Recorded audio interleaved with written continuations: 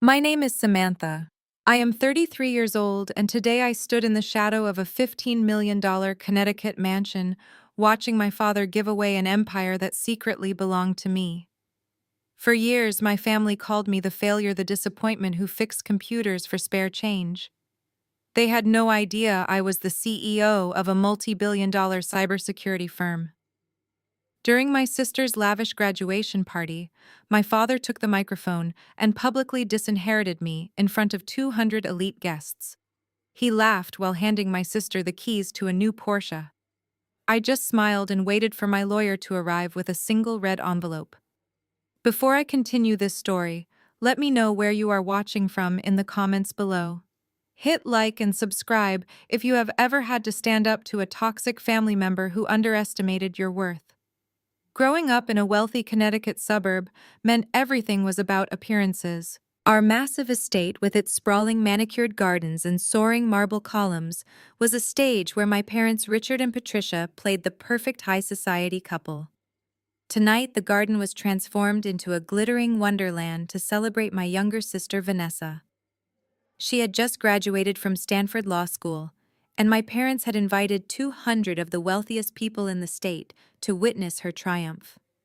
Waiters in crisp white shirts circulated with silver trays of champagne and expensive caviar.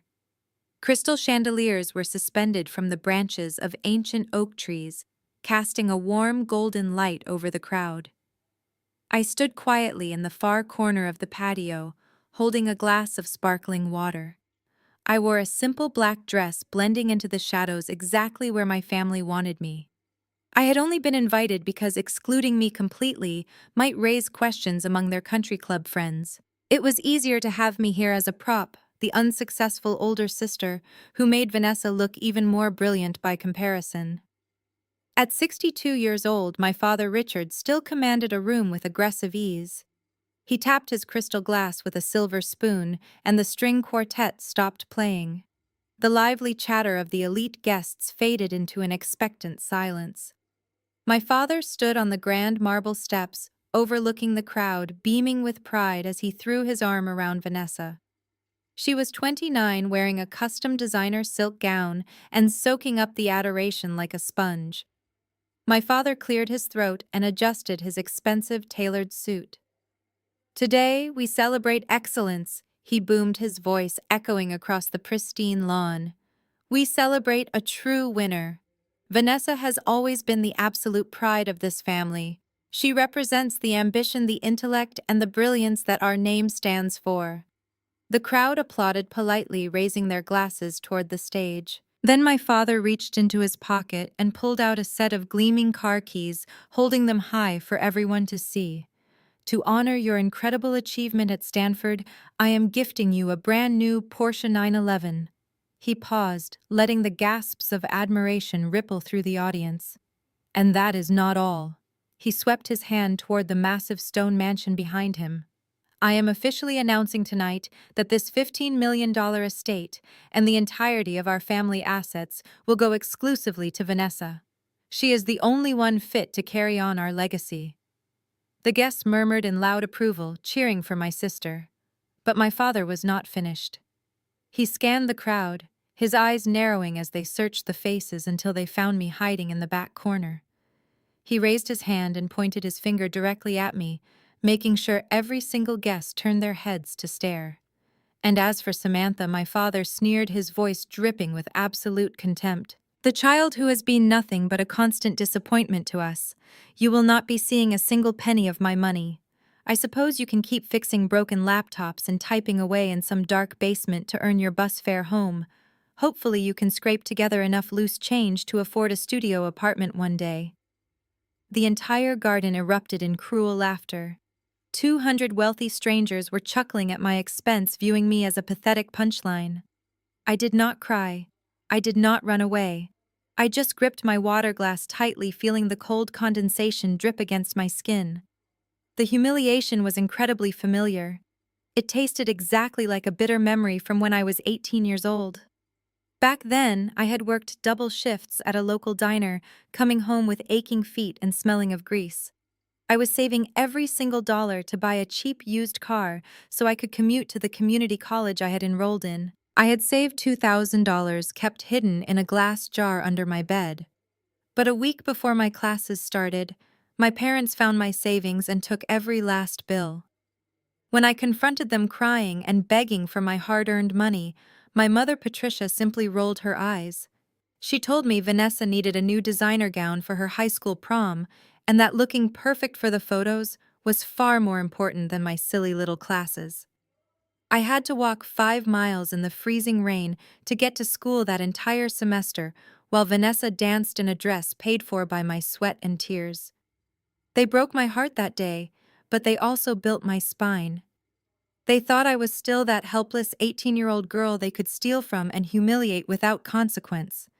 They saw me as a glorified tech support worker, a loser they could use to make themselves feel powerful. They had no idea that the computers I was supposedly fixing were actually the servers of Aegis Cyber, the massive data and security corporation I had founded from scratch. I had spent the last decade building an empire while they spent their time burning through their wealth to maintain a fake image. I let the laughter die down. I watched my father bask in the glow of his cruel joke. He looked so proud of himself, so certain of his ultimate power over me. He had absolutely no clue that his entire financial existence was built on a foundation of crumbling debt and unpaid loans. He had no idea what was coming for him tonight. On the marble steps, Vanessa whispered something to our father and kissed his cheek. The crowd clapped again, and the string quartet resumed playing a lively, upbeat tune. Vanessa descended the stairs, her designer heels clicking sharply against the stone pathway. She did not go to her friends or the other guests to celebrate her new car and her massive inheritance. Instead, her eyes locked onto mine. With a smug, arrogant smirk plastered across her face, my sister walked straight through the crowd, heading directly for the dark corner where I stood. Vanessa closed the distance between us with deliberate predatory steps. Her custom silk gown rustled against the manicured grass of the massive estate. She possessed that manufactured radiance that cost thousands of dollars a month to maintain. Her blonde hair fell in perfect waves and her teeth gleamed with expensive veneers under the warm light of the crystal chandeliers. The elite guests parted for her like she was royalty, their eyes filled with admiration. I stood my ground in the dim corner, holding my glass of sparkling water, watching the triumphant smirk stretch across her face. She loved this moment. She fed on the attention and the sick power she felt by stepping on me in front of an audience. A tall figure materialized right behind her, wrapping a protective, possessive arm around her waist. It was Trey, her fiancé. At 32 years old, Trey played the part of the ultimate financial elite with aggressive, calculated precision. As a handsome African-American man, he had carefully crafted an image of a Wall Street prodigy that my parents absolutely adored. He wore a bespoke charcoal suit that hugged his broad shoulders perfectly, paired with a silk tie that screamed old money. But what always caught the eye was the heavy, solid gold Patek Philippe watch flashing on his left wrist every single time he moved his hand. He made sure everyone saw that watch. It was his armor, his supposed proof that he belonged in this Connecticut country club world. To my parents, he was the golden son-in-law, the brilliant hedge fund manager who would elevate our family name even higher. To me, he was a walking billboard of massive insecurities and hidden debts. Trey looked down at me from his towering height. His smile was smooth, but his eyes were entirely dead, calculating and cold. He leaned in close enough for me to smell the overpowering scent of his designer cologne. "Samantha," he said, his voice dripping with loud, condescending pity so the nearby guests could hear. "It is a real shame you have to stand all the way back here by the hedges. But I suppose it is hard to fit in when your biggest achievement in life is untangling computer wires." He let out a low, rehearsed chuckle and pulled Vanessa closer to his chest. "Listen, if you are struggling to pay your rent this month, you do not have to hide it from us. My hedge fund is expanding our downtown office space right now. We always need reliable people to clean the floors and empty the trash cans after hours. I can pull some strings and get you a janitorial position. Family helps family, right?" The sheer audacity of his offer was almost comical. Here was a man drowning in fake leverage, pretending to run a massive investment fund, offering a cleaning job to a woman who could buy his entire operation with the spare change in her corporate accounts. I did not flinch. I did not give him the satisfaction of seeing a single ounce of anger on my face. I just stared at the heavy Patek Philippe watch on his wrist, knowing exactly how many credit cards he had maxed out to afford it. I knew his secrets, and I knew his time was running out. Before I could reply, a sharp scent of heavy floral perfume invaded the space. My mother, Patricia, pushed her way through the small crowd that had gathered to watch the spectacle. At 60 years old, she had fought the aging process with countless expensive surgeries, resulting in a face that was pulled tight into a permanent mask of superiority. She wore a diamond necklace that sparkled aggressively in the night air. She held a large crystal glass filled to the brim with dark red wine. Her eyes locked onto me, and I saw the pure, malicious intent flashing in them. "Oh, Samantha," she sighed dramatically, stepping right up into my personal space. "Why do you always have to look so gloomy and ruin the atmosphere for everyone else? I was just telling the senator's wife how you completely refuse to make anything of yourself." She shifted her weight, and with a sudden, deliberate flick of her wrist, she thrust the crystal glass forward. The dark red wine splashed violently across the front of my simple black dress. The cold liquid soaked through the fabric, instantly sticking to my skin and dripping down onto the pristine stone patio.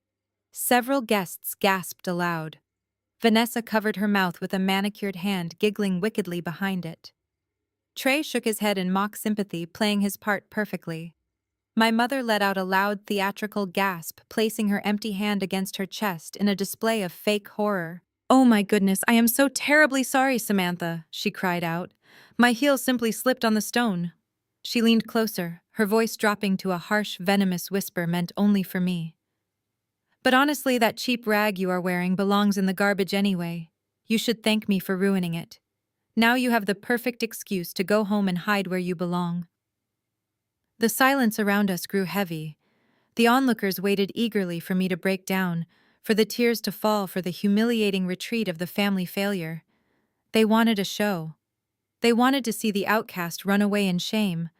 But I had stopped crying over these toxic people a decade ago.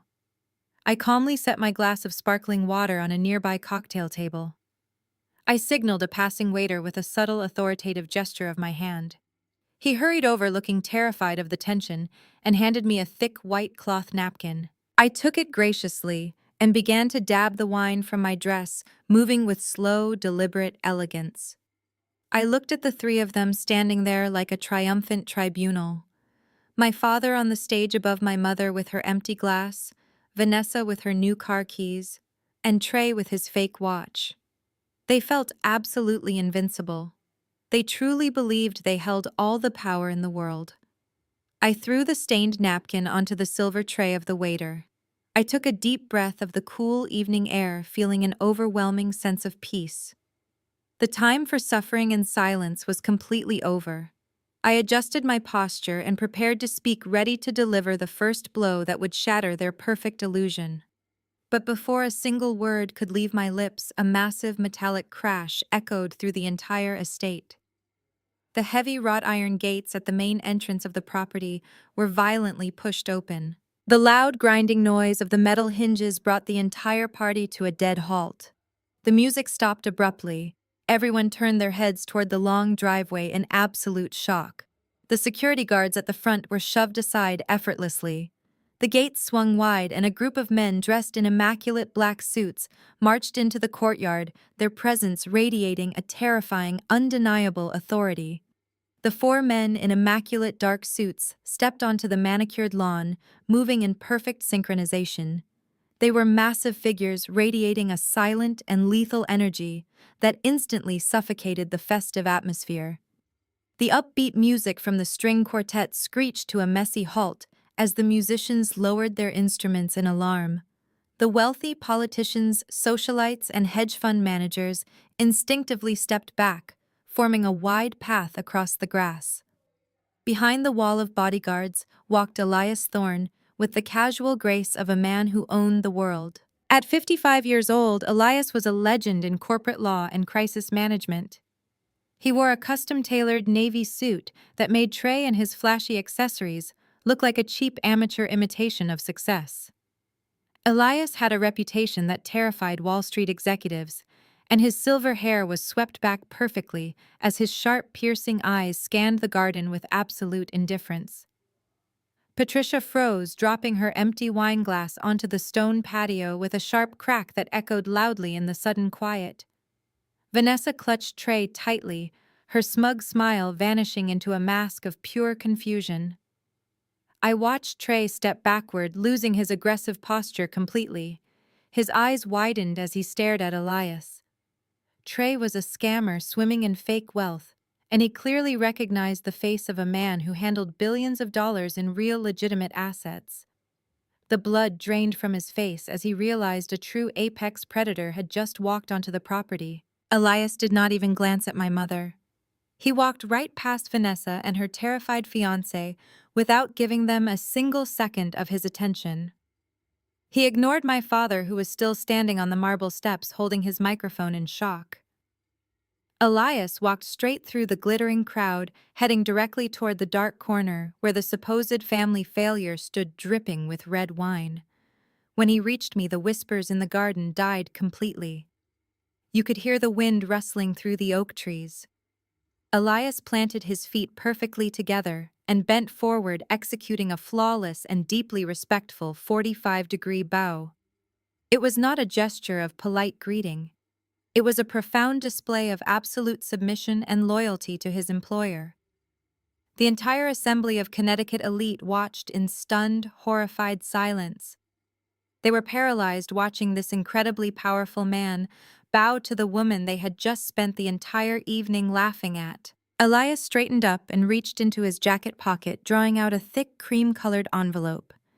It was secured with a heavy seal of dark red wax, stamped with the emblem of Aegis Cyber. He held it out to me with both hands, treating it like a royal decree. "Boss," he said, his deep, rich voice carrying clearly across the silent patio. "The acquisition procedures are completely finalized. The asset transfer went through 10 minutes ago. It is time to take out the trash." The word boss hung in the quiet night air, hitting my family like a physical blow. Patricia gasped loudly, covering her mouth with both hands as she stumbled backward into a cocktail table. Vanessa looked like she was going to faint, her grip on Trey slipping as her knees weakened.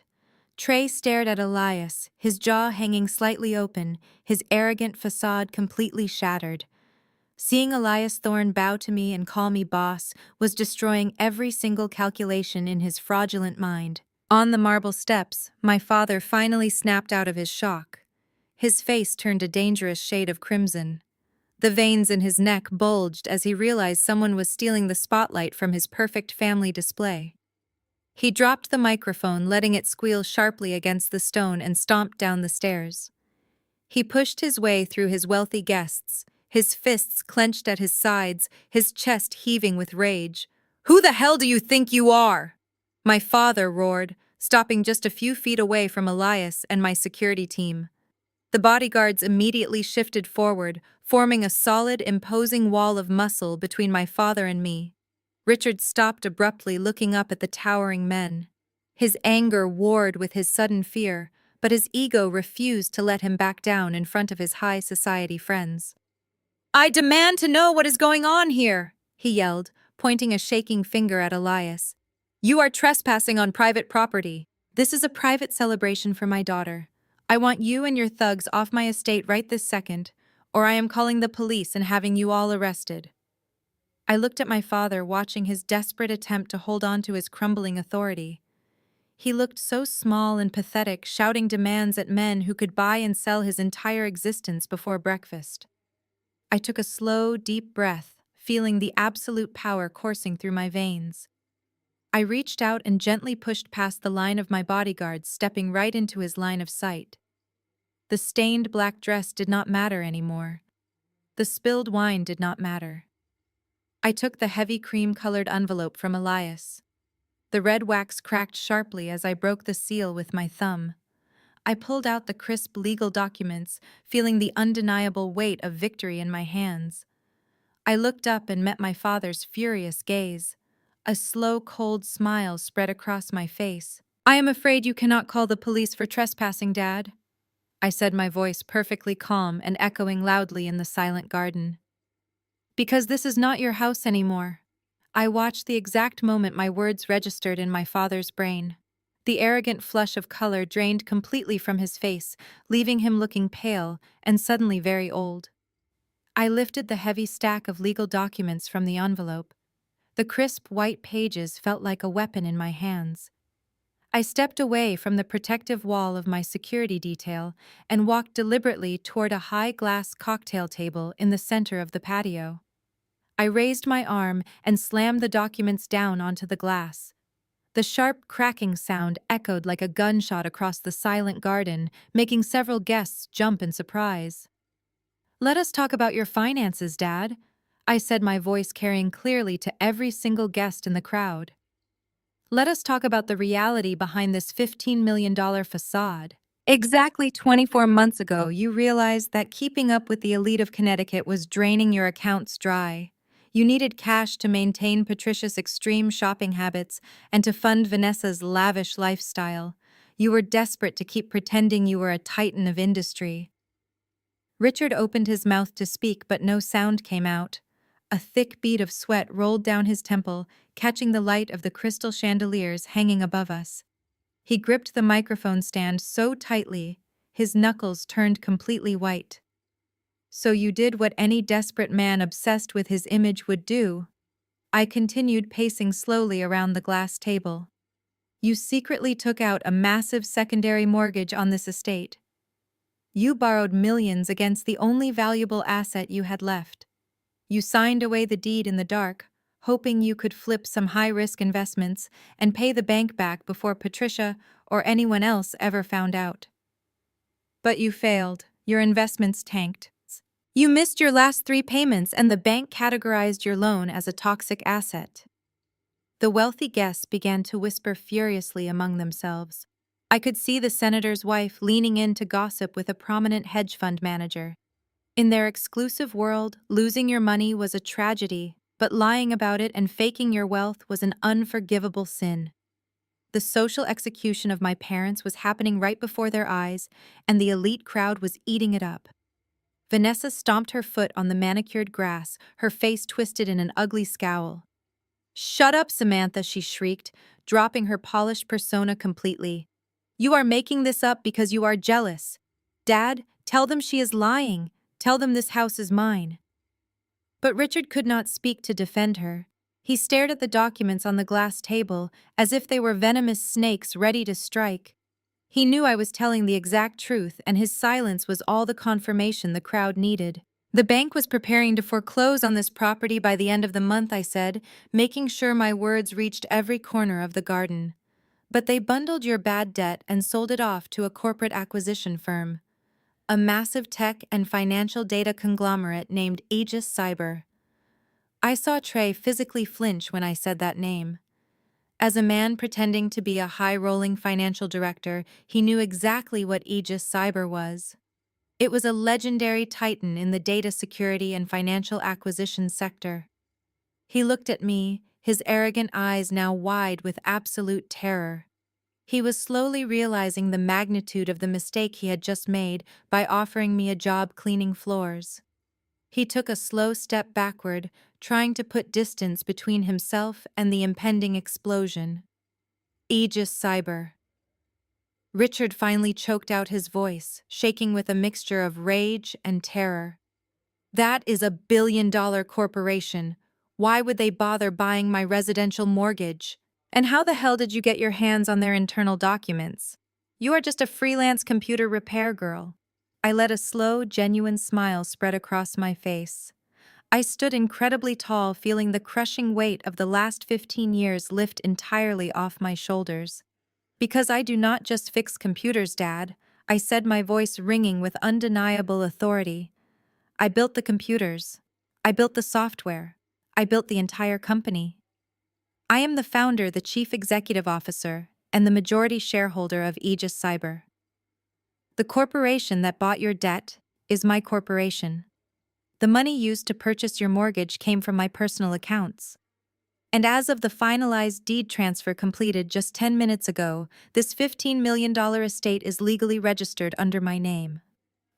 Total, absolute chaos erupted in the garden.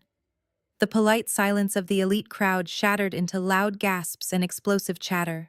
People were openly pointing at my parents and whispering frantically.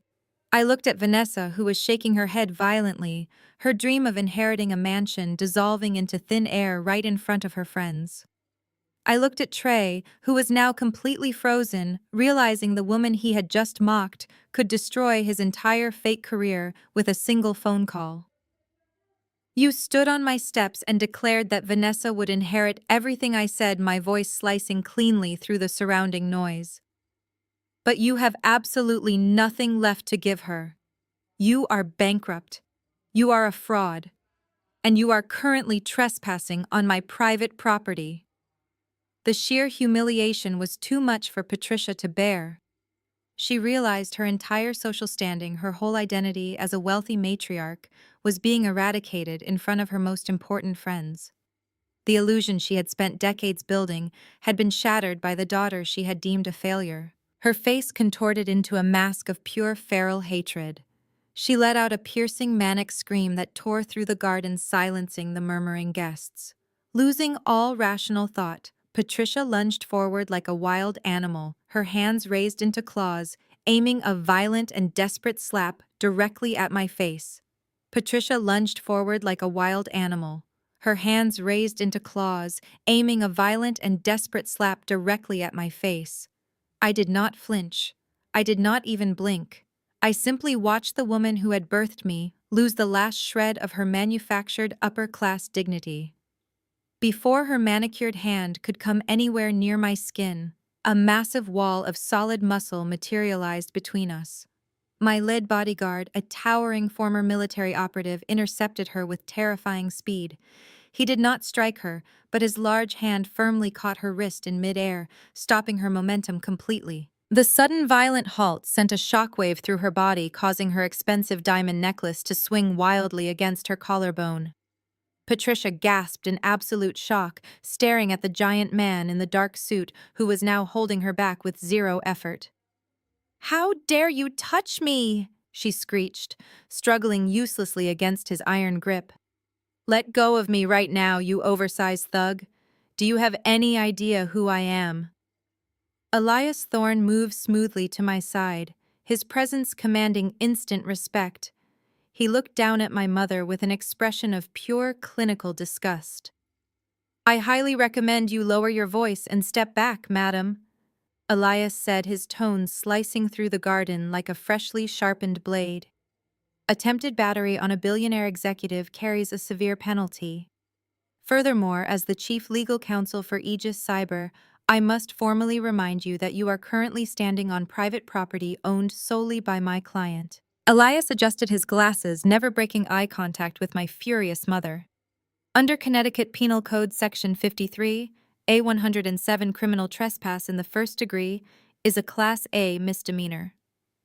If you make one single aggressive move toward my employer again, I will personally see to it that you are handcuffed, dragged off this estate in front of all your country club friends, and prosecuted to the absolute fullest extent of the law. The stark legal threat hung heavily in the crisp night air. My bodyguard released Patricia, and she stumbled backward, clutching her wrist and looking utterly bewildered. This was a woman who had never faced a real consequence in her entire life. She was completely paralyzed by the realization that her status, her money, and her name meant absolutely nothing here. Seeing her mother rendered completely powerless triggered the next phase of their desperate family defense mechanism. Vanessa, realizing that shouting and violence would not work immediately, resorted to the only weapon she had left in her arsenal. She played the ultimate victim. With a loud theatrical sob, Vanessa collapsed onto the perfectly manicured grass. Her custom designer silk gown crumpled around her as she buried her face in her hands, sobbing uncontrollably. Her shoulders shook with manufactured heartbreak. "This is a lie," she wailed, her voice echoing across the silent patio. "She is making all of this up because she is insanely jealous of me. She has always been jealous of me." Vanessa looked up at the wealthy crowd, her mascara miraculously intact, her eyes wide and pleading like a wounded deer. "She dropped out of college," she shrieked, pointing a trembling finger at me while tears streamed down her cheeks. "She is a total failure who cannot stand to see me graduate and succeed in life. She hired these men in suits to come here and ruin the greatest night of my life. This is just a sick, elaborate prank to humiliate our family because she knows she will never be as good as us." The elite guests began to shift uncomfortably in their designer shoes. The sheer conviction in Vanessa's performance was incredibly powerful. These were people who thrived on high society drama and scandal, and many of them had known my parents for years. They started whispering behind their champagne flutes, their eyes darting between my stoic face and my sister's weeping form. Could it be a prank? Was it really possible for the family outcast, the college dropout, to suddenly become a tech billionaire overnight? The seeds of doubt were successfully planted. The atmosphere in the garden grew incredibly tense as the guests murmured, half believing my solid legal evidence and half buying into my sister's desperate emotional performance. They loved my parents' illusion of wealth, and a part of them desperately wanted to believe Vanessa. Sensing the slight shift in the crowd, Trey decided it was his moment to be the alpha male savior. He saw an opening to assert his dominance and protect his golden ticket to wealth. He puffed out his chest, adjusting his bespoke charcoal jacket, and marched purposefully toward me. He rolled his shoulders, trying to project the intimidating aura of a Wall Street heavyweight who was used to crushing his opponents in boardrooms. He stepped right up to the invisible line my security detail had drawn, using his towering height to cast a dark shadow over me. He leaned in close, his fake Patek Philippe watch flashing under the chandelier lights. His handsome face was twisted into a mask of pure arrogant malice. He kept his voice low, dropping the polished, polite gentleman act completely to deliver a venomous threat meant only for my ears. "You think you can waltz in here with some fake documents and rent a cop bodyguards and intimidate us?" Trey sneered, his breath hot against my face. "You are playing a very dangerous game, Samantha. I run a multi-million-dollar investment fund. I have $1,000 an hour legal team on speed dial who specialize in destroying corporate frauds like you. If you do not pack up your little circus act and get off this property in the next 60 seconds, I will personally unleash my lawyers on you. I will have you locked in a federal prison for document forgery and extortion before the sun comes up." Trey stood inches away from me, his chest puffed out, radiating the hollow confidence of a man who had lied his way into high society. He genuinely believed his deep voice and his tailored suit would force me into submission. He thought I was still the fragile outcast, the invisible sister who would cower at the first sign of aggression. He waited for my eyes to drop. He waited for me to tremble, to stutter a pathetic apology, to grab my forged documents and run crying into the night like a defeated child. I did not blink. I did not move a single muscle. I held his gaze with the absolute chilling stillness of an apex predator watching a trapped mouse struggle in a snare. The heavy silence between us stretched for a long, agonizing moment. I could hear his steady breathing, smell the sharp notes of his expensive designer cologne, and see the tiny bead of sweat forming right at his hairline. He was trying so incredibly hard to play the billionaire tycoon, completely unaware that he was staring at a woman who could dismantle his entire existence with a few simple keystrokes on a secure server. I leaned forward, closing the remaining distance between us, until I was just inches from his ear. I kept my voice incredibly low, perfectly modulated, ensuring that not a single syllable carried beyond the two of us. "Your $1,000 an hour legal team," I whispered, my tones slicing through his arrogant facade with surgical precision. "Are you talking about the prestigious attorneys currently on retainer at your highly successful hedge fund? Because I find it absolutely fascinating that you plan to unleash them on me. Tell me, Trey, Are those the exact same lawyers you are paying with the $4 million you embezzled directly from your clients' retirement accounts last Tuesday? The reaction was instantaneous and profoundly satisfying. It was as if I had driven a physical ice-cold blade straight through his ribs. The confident, sneering mask he wore completely shattered in less than a fraction of a second. I watched the rich, handsome complexion of his face drain to a sickly ashen gray. His jaw slackened, and his eyes widened in sheer, unadulterated terror. His pupils dilated wildly as his brain desperately tried to process the catastrophic breach of his most heavily guarded secret. Or perhaps I continued, my voice as smooth and deadly as glass. You plan to pay them with the offshore funds you tried to wire through the Cayman Islands yesterday morning. The massive wire transfer that mysteriously bounced because my data security firm had already flagged the routing numbers for federal investigation. You do not have a hedge fund, Trey. You have a fragile, crumbling Ponzi scheme. You are a drowning man grasping at straws, and you are currently standing in front of the one person on this planet who holds the match to burn your entire fraudulent life to the ground. Trey staggered backward, as if he had been struck by a massive bolt of lightning. His polished leather shoes scraped loudly and awkwardly against the expensive stone patio. All the aggressive, dominant alpha male energy evaporated from his body instantly. He looked like a cornered, terrified animal. His chest heaved, and he raised his hands slightly, palms outward, in a subconscious, desperate gesture of surrender. He could not form a single coherent word. His mouth opened and closed, producing nothing but sharp, panicked breaths. He knew with absolute, terrifying certainty that I possessed the digital keys to his total destruction. He realized in that agonizing second that the quiet, dismissed sister was actually a digital overlord who saw every single fraudulent transaction he had ever made in his miserable life. Vanessa, still kneeling dramatically on the manicured grass, abruptly stopped her theatrical sobbing. She noticed her handsome fiancé retreating in absolute terror. Her tear-stained face scrunched up in profound confusion. She reached a hand out toward him, her voice trembling with uncertainty and rising panic. "Trey, what is it?" Vanessa pleaded, scrambling awkwardly to her feet, her silk dress catching on the heel of her shoe. "What did she say to you? Call the lawyers right now. Make her leave our house." But Trey did not look at her. He could not even bring himself to meet her eyes. He kept his horrified gaze locked entirely on me, terrified that any sudden movement might trigger me to expose his massive financial crimes to the wealthy, powerful investors standing just a few feet away.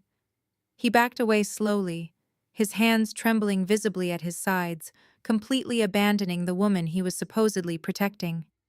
The golden boy of finance had been entirely neutralized by a single whispered sentence. Patricia and Richard watched the scene unfold in complete and utter bewilderment. Their prized son-in-law, the man they believed would elevate their social status and solve their hidden financial ruin, was retreating like a whipped, cowardly dog. The elite crowd murmured louder now, sensing a massive seismic shift in the power dynamic of the evening. The guests pointed and whispered, their eyes darting between my unwavering, dominant stance and Trey's pathetic, cowardly retreat. The grand illusion of my family's superiority was dissolving into a spectacular, humiliating disaster right in front of the most important people in their social circle. I turned my back on Trey, entirely dismissing his existence. He was a defeated insect no longer worthy of my time or my attention. I straightened my posture and looked out over the sea of shocked, wealthy faces. Then I turned my attention back to my parents, who were standing frozen near the grand marble staircase of my new estate. The time for entertaining their delusions was officially over. I had delivered the necessary blows. I had shattered their fake reality. Now it was time to claim what was rightfully mine and cleanse my property of the toxicity that had poisoned my youth. I lifted my chin, projecting absolute, undeniable authority, and turned to my lead counsel. Elias I commanded, my voice ringing out with crystal-clear finality across the silent, stunned garden. Elias Thorne stepped forward immediately, his posture rigid with professional readiness, his hands clasped neatly in front of him. Yes, boss. Throw all of them out of my private residence. I ordered, my cold eyes sweeping over Richard, Patricia, Vanessa, and the trembling Trey. Escort them off the grounds immediately.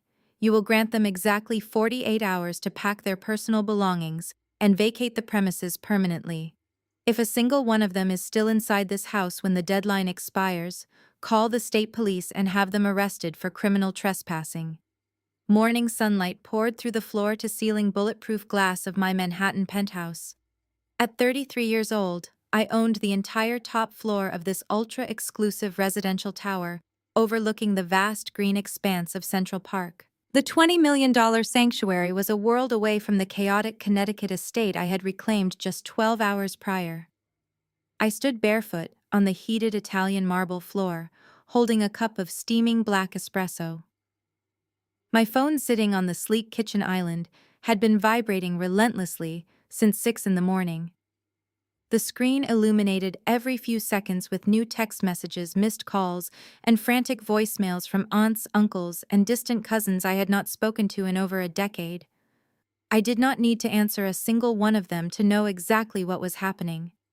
My family was executing their standard predictable damage control playbook. They were playing the ultimate victims. I picked up a sleek silver tablet from the counter and tapped the screen, opening a popular social media application. Right at the top of my feed was a highly edited video posted by my mother. Patricia sat on the edge of a designer sofa, looking intentionally disheveled and devastated. Her expensive makeup was perfectly smudged to simulate a long night of endless weeping. Next to her, Vanessa rested her head on our mother's shoulder, sobbing loudly and uncontrollably into a crumpled tissue. The video abruptly cut to a shaky, dark clip from last night, showing my imposing security team stepping forward on the patio. The audio had been heavily manipulated, muting Elias reading the legal statutes and artificially amplifying Patricia's theatrical shrieks of fake terror. The camera cut back to my mother staring directly into the lens with a practiced look of maternal heartbreak. She claimed I was suffering from a severe psychotic break. She spun a wild, dramatic tale for her country club audience, claiming her estranged, unstable daughter had hired violent thugs to storm a private graduation party. Patricia wept as she lied to the camera, stating, I had forged fake corporate documents in a deranged attempt to steal my own parents' home out of pure jealous spite. Vanessa chimed in, her voice quivering with fake trauma, begging anyone who watched to pray for their physical safety against her dangerous and financially abusive older sister. The comment section was already a massive echo chamber of manufactured outrage. Relatives were calling me a monster, a sociopath, and a bitter disgrace to the family name. The voicemails left on my phone contained furious messages from my extended family demanding I seek psychiatric help and apologize for ruining a beautiful family milestone. They bought the lie completely, hook, line, and sinker. I watched the video play a second time, completely devoid of any anger. Their predictable tactics no longer held any power over my emotions. I simply reached out and switched my phone completely to silent, tossing it carelessly back onto the marble island. I turned my attention back to the breathtaking view of the New York City skyline, watching the endless stream of yellow taxis navigating the busy streets far below. The immense height of the penthouse gave me absolute total isolation from their pathetic noise. Looking down at the concrete canyons, my mind drifted back exactly 10 years. I was 23 years old and utterly desperate to build a stable life for myself. After being kicked out of my home with nothing, I had finally secured a grueling but prestigious entry-level internship at a major software firm in the city. I was living on cheap noodles, sleeping on a mattress on the floor, and saving every single penny to pay my rent and keep the lights on. One Friday evening, Patricia called me demanding I wire my entire bi-weekly paycheck to Vanessa so my precious younger sister could afford a VIP table and expensive bottle service at an exclusive nightclub. When I flatly refused, the retaliation was swift and brutally ruthless. The very next Monday morning, I was called directly into the Human Resources office. Patricia had called my corporate director, posing as a deeply concerned weeping mother. She fabricated a detailed, convincing lie that I was a compulsive thief who had stolen thousands of dollars from my own family to fund a secret, severe gambling addiction. The company, unwilling to risk their financial security or deal with the liability, fired me immediately.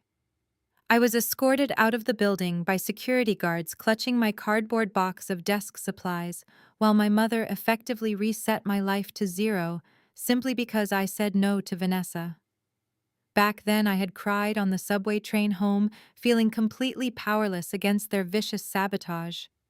I had believed their lies had the power to dictate my entire future. Today, I was a digital titan standing inside an impenetrable fortress of my own making. Their internet crying videos and frantic phone calls were nothing but the desperate thrashing of defeated parasites. They were trying to use social pressure to fight a war that had already been decisively won on paper. The soft, polite chime of the private elevator doors opening pulled me away from the window and back into the present moment. I turned around as Elias Thorne stepped into the expansive living area. He looked as impeccably sharp as he had last night, wearing a fresh gray suit and holding a secure black tablet in his left hand. His expression, however, was incredibly serious, stripping away the calm, quiet atmosphere of the morning. He did not waste time with pleasantries as he walked briskly across the marble floor. Boss Elias said, his deep voice carrying a sharp note of urgent warning. "We have a rapidly developing situation. They are not just crying on the internet. Your parents just filed an emergency injunction in state court, attempting to freeze all your personal and corporate assets under the guise of elder financial abuse. And our financial tracking algorithms have just triggered a level 1 red alert. Trey is liquidating multiple shadow accounts and attempting to withdraw massive amounts of untraceable physical cash." Elias tapped the screen of his secure tablet and handed it to me. The data streams reflected exactly what was happening miles away in a plush legal office in downtown Hartford. Richard was cashing in the very last favor he had in this world. He had managed to secure a morning meeting with a highly aggressive senior partner at a top-tier law firm. My father was desperately clinging to the delusion that he could intimidate a massive corporate entity with a flashy lawsuit. Sitting right beside him in that mahogany-paneled conference room was Vanessa. She was practically vibrating with arrogant confidence. Armed with nothing but her freshly printed Stanford law degree, she had stayed up all night drafting the emergency injunction against me. She typed her legal briefs with the furious certainty of a golden child who had never lost a battle in her life. She wove a completely fabricated narrative of elder financial abuse, corporate espionage, and malicious emotional distress. She genuinely believed her elite Ivy League education made her the smartest person in any room. She thought a few textbook legal maneuvers and a tearful performance in front of a judge would easily strip me of my assets. While Vanessa played the brilliant legal savior, Patricia was executing the public relations strategy. She sat in the leather guest chair of the law office, constantly refreshing her social media feeds. She watched the view count on her crying video climb into the hundreds of thousands. She showed the comments to Richard, pointing out how many wealthy friends were taking their side and condemning my actions. They had completely convinced themselves that public shaming would be my breaking point. They calculated that the immense pressure of media scrutiny combined with a formidable legal threat would force me to surrender. They thought I would crumble under the sheer embarrassment of a public scandal and quietly hand the $15 million estate back to them just to make the noise stop. They viewed me as a fragile target who would retreat into the shadows at the first sign of conflict. But while my parents and sister were busy playing their self-righteous legal games, Trey was operating on pure, unadulterated survival instinct. He knew the lawsuit was a pathetic joke. He knew Aegis Cyber was not a company you could bully with a newly graduated law student and a few angry internet comments. Through our surveillance network, I watched the digital footprint of Trey scrambling to save his own skin. He had pulled Richard aside into the hallway before the meeting began. Using his smooth, manipulative baritone, Trey preyed directly on my father's mounting anxiety. Trey convinced Richard that litigation against a billionaire could take months, and they needed massive amounts of liquid capital immediately to sustain their upper-class lifestyle and pay the exorbitant legal retainers. He urged Richard to quietly liquidate his prized collection of antique Rolex and Patek Philippe watches. It was a rare, pristine collection worth easily $2 million. Trey graciously offered to handle the private sale through his supposed high-end network, promising to secure the untraceable cash quickly and discreetly. In reality, Trey was planning to intercept that massive briefcase of cash and vanish on the very first private jet out of the country, leaving my family to face the absolute ruin I had prepared for them. Inside the law office, the senior partner finally took a seat at the head of the massive conference table. He was a ruthless litigator who charged thousands of dollars an hour, and he was the only man left who would take my father's phone calls. Vanessa proudly slid her thick, perfectly bound injunction across the polished wood. She crossed her arms and boasted about her impenetrable legal strategy, explaining exactly how they were going to freeze all my corporate assets by the end of the day. The senior partner opened the file and began to read, looking mildly impressed by her aggressive tactics. My family sat back in their chairs, exchanging triumphant smiles. They could already taste the victory.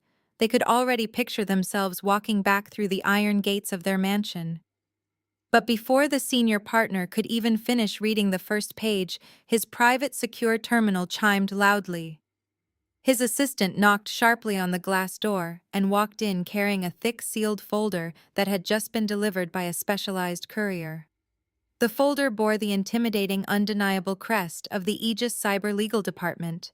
It was a direct targeted package from Elias Thorne. The senior partner frowned and sliced the envelope open. As he scanned the very first document, the confident, relaxed posture completely vanished from his body. He flipped to the second page, and then the third. The color drained entirely from his face, leaving his skin a sickly ashen white. His eyes widened in absolute horror as he absorbed the contents of the file. It contained the ironclad chain of title for the estate, the forensic accounting of Richard's massive secondary mortgages, and a comprehensive, undeniably legal transfer of debt.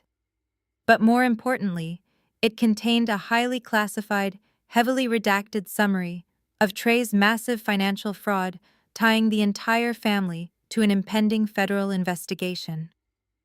Attached to the very back was a polite, chilling warning from Elias regarding the severe disbarment consequences for any legal counsel who dared to file a frivolous bad faith lawsuit against Aegis Cyber on behalf of a known federal suspect. The senior partner did not say a single word for a long, agonizing minute. The silence in the room grew incredibly heavy, suffocating my family's premature celebration. He slowly closed the Aegis Cyber file and pushed it away from him as if it were a highly explosive bomb. He stood up from his leather executive chair, his hands shaking slightly as he grabbed his expensive briefcase. Richard leaned forward, a confused, nervous smile on his face, asking if they were ready to file the paperwork with the Supreme Court. The senior partner looked at my father with a mixture of sheer terror and profound disgust. Without a moment of hesitation, the seasoned lawyer picked up Vanessa's carefully crafted, Stanford-educated injunction and tossed it straight into the metal trash can next to his desk. Vanessa gasped aloud, her jaw dropping in utter disbelief as she watched hours of her proud legal work treated like literal garbage. The senior partner looked directly at my stunned, paralyzed family and stated with absolute terrifying finality that he was terminating their attorney-client relationship effective immediately. He packed his belongings in a frantic rush, warning my father that if they ever dared to step foot in his firm or contact his office again, he would personally have security throw them out onto the pavement. The heavy polished mahogany doors of the Connecticut estate stood tall against the crisp afternoon wind. A marked county sheriff cruiser rolled up the pristine circular driveway, its tires crunching loudly against the imported white gravel. Inside the grand foyer, Richard and Vanessa were pacing frantically across the Italian marble floor, desperately dialing the numbers of high-profile attorneys who were uniformly refusing to take their calls. The heavy brass knocker pounded against the wood with terrifying authority. Richard yanked the door open, his face twisted into a mask of righteous indignation, fully prepared to scream at whatever reporter or delivery person dared to interrupt his mounting crisis. Instead, he found himself staring directly at the gleaming gold star badge of the local county sheriff. The uniformed officer did not offer a polite greeting. He did not care about the $15 million price tag of the property or the custom designer suit Richard was wearing. He stepped forward with absolute unwavering authority and slapped a bright neon orange legal document directly onto the center of the custom woodwork. It was a formal court-ordered eviction notice.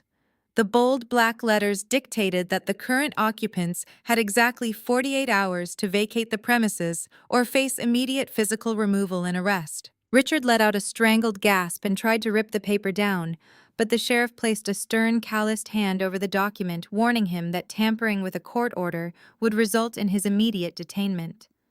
Vanessa shrieked from the hallway, her hands pulling desperately at her blonde hair, as the undeniable reality of their impending homelessness finally materialized in bright orange ink. The fortress they had used to look down on the rest of the world was officially locking them out. Miles away, high above the chaotic streets of Manhattan, I sat in the ergonomic leather chair of my penthouse command center. Multiple curved monitors illuminated the darkened room with endless streams of encrypted financial data. For the past 7 years, my parents had paraded around their exclusive country club, boasting about their impenetrable wealth and Richard's supposed investment genius. They had absolutely no idea that Richard's bank accounts had actually bled dry nearly a decade ago.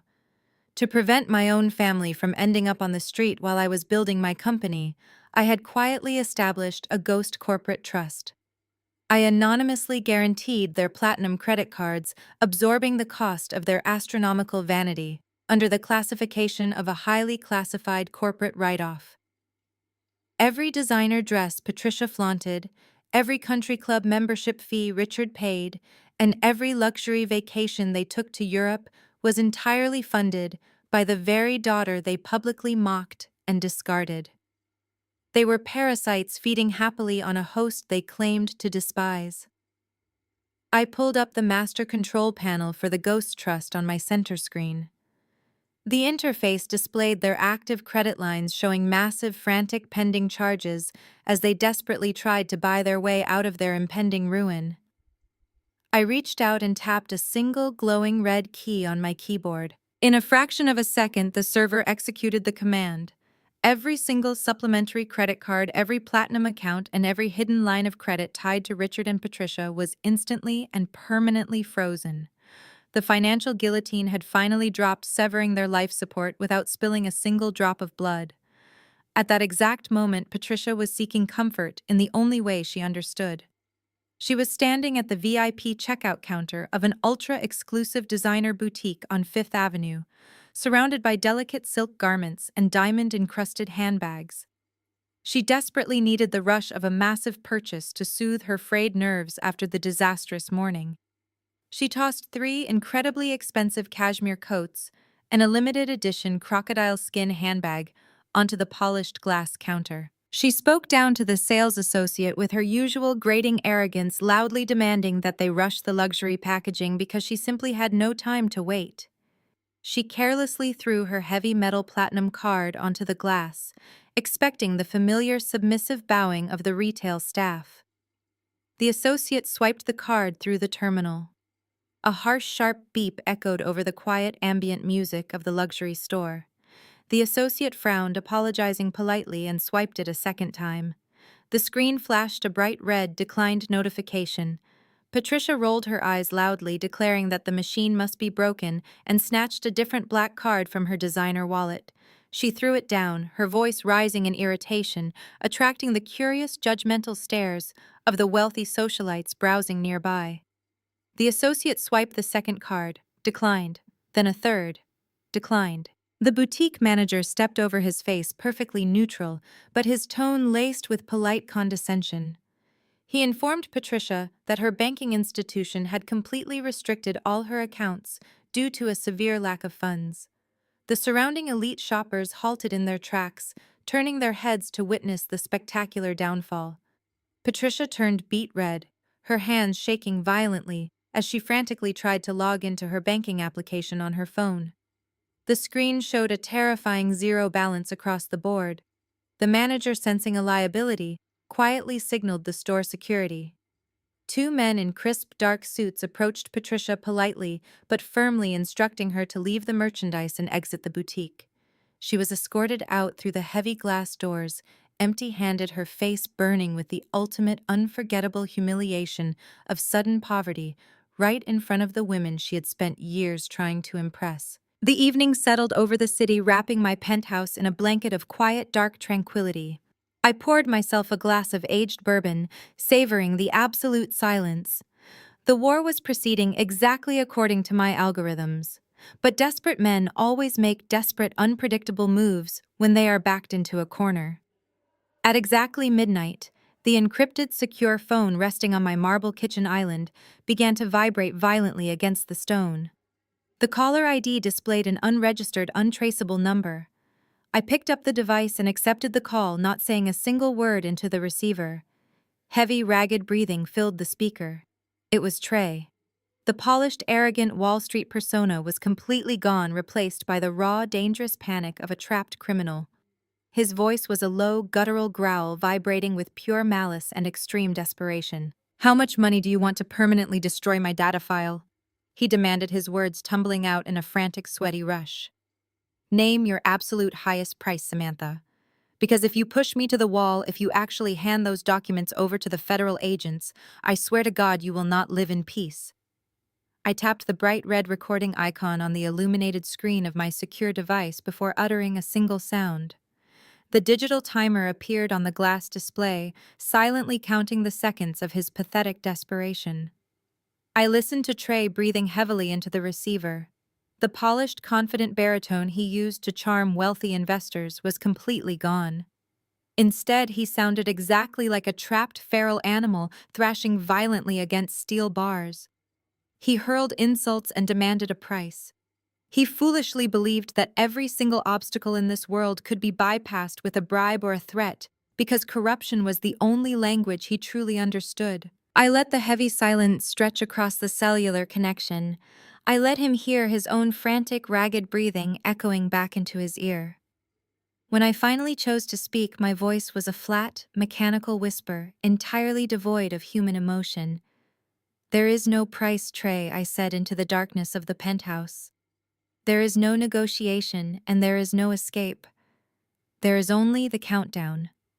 I pressed the red button to sever the connection before he could utter another desperate syllable. I immediately uploaded the encrypted audio file directly to the secure Aegis cyber legal server, locking it away as the final nail in his impending criminal coffin. I walked away from the marble kitchen island, leaving the phone behind, and went to sleep with the deep, untroubled peace of an apex predator who had already secured its next meal. The following morning, I arrived at the Aegis Cyber Global headquarters in Lower Manhattan before the sun even crested the city skyline. I bypassed the luxurious glass-walled executive suites on the upper floors and took the private biometric elevator deep into the subterranean levels of the building. This was the central server room. This was the actual beating heart of my empire. The temperature down here was kept at a constant frigid 60 degrees to cool the massive arrays of quantum processors. The cavernous room was bathed in a low, futuristic blue light. Rows upon rows of towering black server racks hummed with immense, unimaginable power. This was not fake wealth built on credit cards and lies. This was not a leased sports car or a heavily mortgaged mansion. This was raw, unfiltered global data. I swiped my encrypted keycard and entered the primary glass isolation chamber, sitting down at the curved black command desk. 4 massive curved monitors blinked to life, instantly recognizing my retinal scan. It was time to digitally dissect the fraudulent life of the man who had dared to threaten me. I initiated the proprietary financial tracking algorithms my internal engineering team had developed for federal banking compliance, and corporate espionage. These aggressive programs were specifically designed to hunt down phantom assets, pierce corporate veils, and expose digital ghosts. I fed Trey and his supposed high-yield investment fund into the primary search parameters. I watched my monitors erupt into a cascading waterfall of complex digital information. Bright red lines shot across the global data map, connecting obscure bank accounts in Delaware to anonymous shell corporations in the Cayman Islands, and tracking empty holding trusts registered in Panama. It took my advanced system less than 12 minutes to completely unravel the massive lie he had spent years meticulously building. There was no exclusive hedge fund. There was no legitimate investment portfolio generating double-digit returns. There was absolutely nothing but smoke and mirrors. Trey was operating a massive textbook Ponzi scheme on a spectacular scale. I analyzed the transaction logs and marveled at the dark psychological brilliance of his operation. He had specifically targeted the arrogant elite class of Connecticut and New York. He preyed on people exactly like my father Richard. People who were so blinded by their own supposed financial superiority and racial arrogance that they never bothered to conduct a basic background check on a handsome, charismatic man wearing a fake luxury watch and speaking the language of old money. Trey played effortlessly on their limitless greed and their desire for exclusivity. He promised them secret access to high-yield minority-owned business ventures that did not actually exist. He took their millions and used the fresh cash to pay off his earlier investors, keeping the grand illusion alive while skimming a massive fortune off the top to fund his own lavish lifestyle with my sister. But the hard data flashing across my screens showed that the scheme was currently in its final catastrophic death spiral. The incoming investments had completely dried up weeks ago. Trey was currently drowning in tens of millions of dollars of toxic debt. The panicked offshore wire transfers my security team had blocked yesterday were his desperate final attempts to liquidate the remaining stolen cash. He was actively preparing to abandon his fake life, abandon his furious investors, and flee the country before the federal authorities caught up to the missing millions. I leaned closer to the monitors, my eyes tracing the complex digital escape route he had been trying to build in the shadows. I needed to know exactly who was helping him launder the remaining capital and secure the forged travel documents. I deployed a deep packet inspection tool to aggressively scan every single email, text message, and encrypted communication passing through his personal and professional servers over the last 6 months. The algorithm chewed through the massive terabytes of data, sorting the mundane corporate chatter from the hidden criminal conspiracy. Suddenly, a bright red warning banner flashed violently across my third monitor, accompanied by a sharp, audible chime. The security system had detected a massive cluster of highly encrypted communications, intentionally bypassing standard routing servers. I ran a military-grade decryption protocol and watched the hidden messages decode in real time across the black screen. They were detailed logistical blueprints for moving stolen cash across international borders, setting up untraceable cryptocurrency wallets, and acquiring forged passports. But it was not the criminal content of the emails that made the blood run completely cold in my veins. It was the digital origin point. I ran a rapid trace route on the hidden IP address, bouncing the electronic signal back through the local service providers until it locked onto a specific physical location. The exact geographic coordinates flashed on my screen alongside the registered device identification and the user profile. The highly encrypted emails detailing the massive federal financial fraud were not coming from outside criminal accomplices. They were being written and sent directly from the personal laptop of my younger sister Vanessa. The glowing green text of the decryption protocol crawled across my massive curved monitor, translating the scrambled data packets into plain English. I stared at the origin IP address, my mind struggling for a fraction of a second to comprehend the absolute betrayal flashing on the screen. The encrypted emails detailing offshore accounts, untraceable cryptocurrency transfers, and forged passports were not the desperate flailings of a solo con artist operating in the shadows. They were coordinated, meticulously drafted communications originating directly from the Stanford Law-issued laptop belonging to my younger sister. Vanessa was not a clueless, innocent victim blindly following her handsome, wealthy fiancé into financial ruin. She was the architect. I leaned closer to the high-definition display, my eyes scanning the subject lines of the decrypted inbox. I clicked open an email dated exactly 6 months ago. It was a brutal, undeniable confrontation. Vanessa had discovered a massive discrepancy in one of Trey's supposed investment portfolios. But instead of threatening to call the federal authorities or running away from a massive financial crime and horror, she offered him a partnership. The Golden Child. The brilliant legal mind my parents worshipped and paraded around their country club had looked at a multi-million-dollar Ponzi scheme and simply demanded her cut of the stolen money. She used her elite Ivy League education to identify the exact loopholes in federal extradition treaties and banking regulations. She became his legal shield, his co-conspirator, and his most dangerous, ruthless asset. I scrolled through the endless chain of digital correspondence, feeling a cold, heavy knot form in the pit of my stomach. My fingers flew across the mechanical keyboard, opening attached files and legal blueprints Vanessa had drafted in the dead of night. She had completely optimized his fraud, actively advising him on which of our parents' wealthy friends to target next, and exactly how much capital they could safely extract before the entire house of cards inevitably collapsed. She evaluated the net worth of her own family members and their closest social circle with the cold, detached precision of a slaughterhouse worker weighing livestock for the market. But the financial theft was just the beginning. The deeper I dug into the hidden server folder, the more horrifying the conspiracy became. I opened a subfolder titled Estate Transition, fully expecting to find more stolen bank routing numbers or offshore wire details. Instead, my screen filled with scanned drafts of highly restrictive binding legal contracts. They were comprehensive medical power of attorney forms drafted specifically for Richard and Patricia. Vanessa had weaponized her prestigious law degree to draft documents that would completely strip our parents of their legal autonomy, their financial rights, and their personal freedom.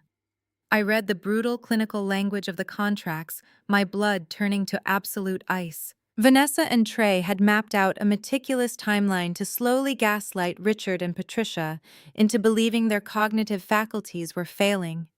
They planned to use the mounting stress of their hidden bankruptcy, the frozen credit cards, and the loss of their mansion to force them into signing over full medical and financial proxy.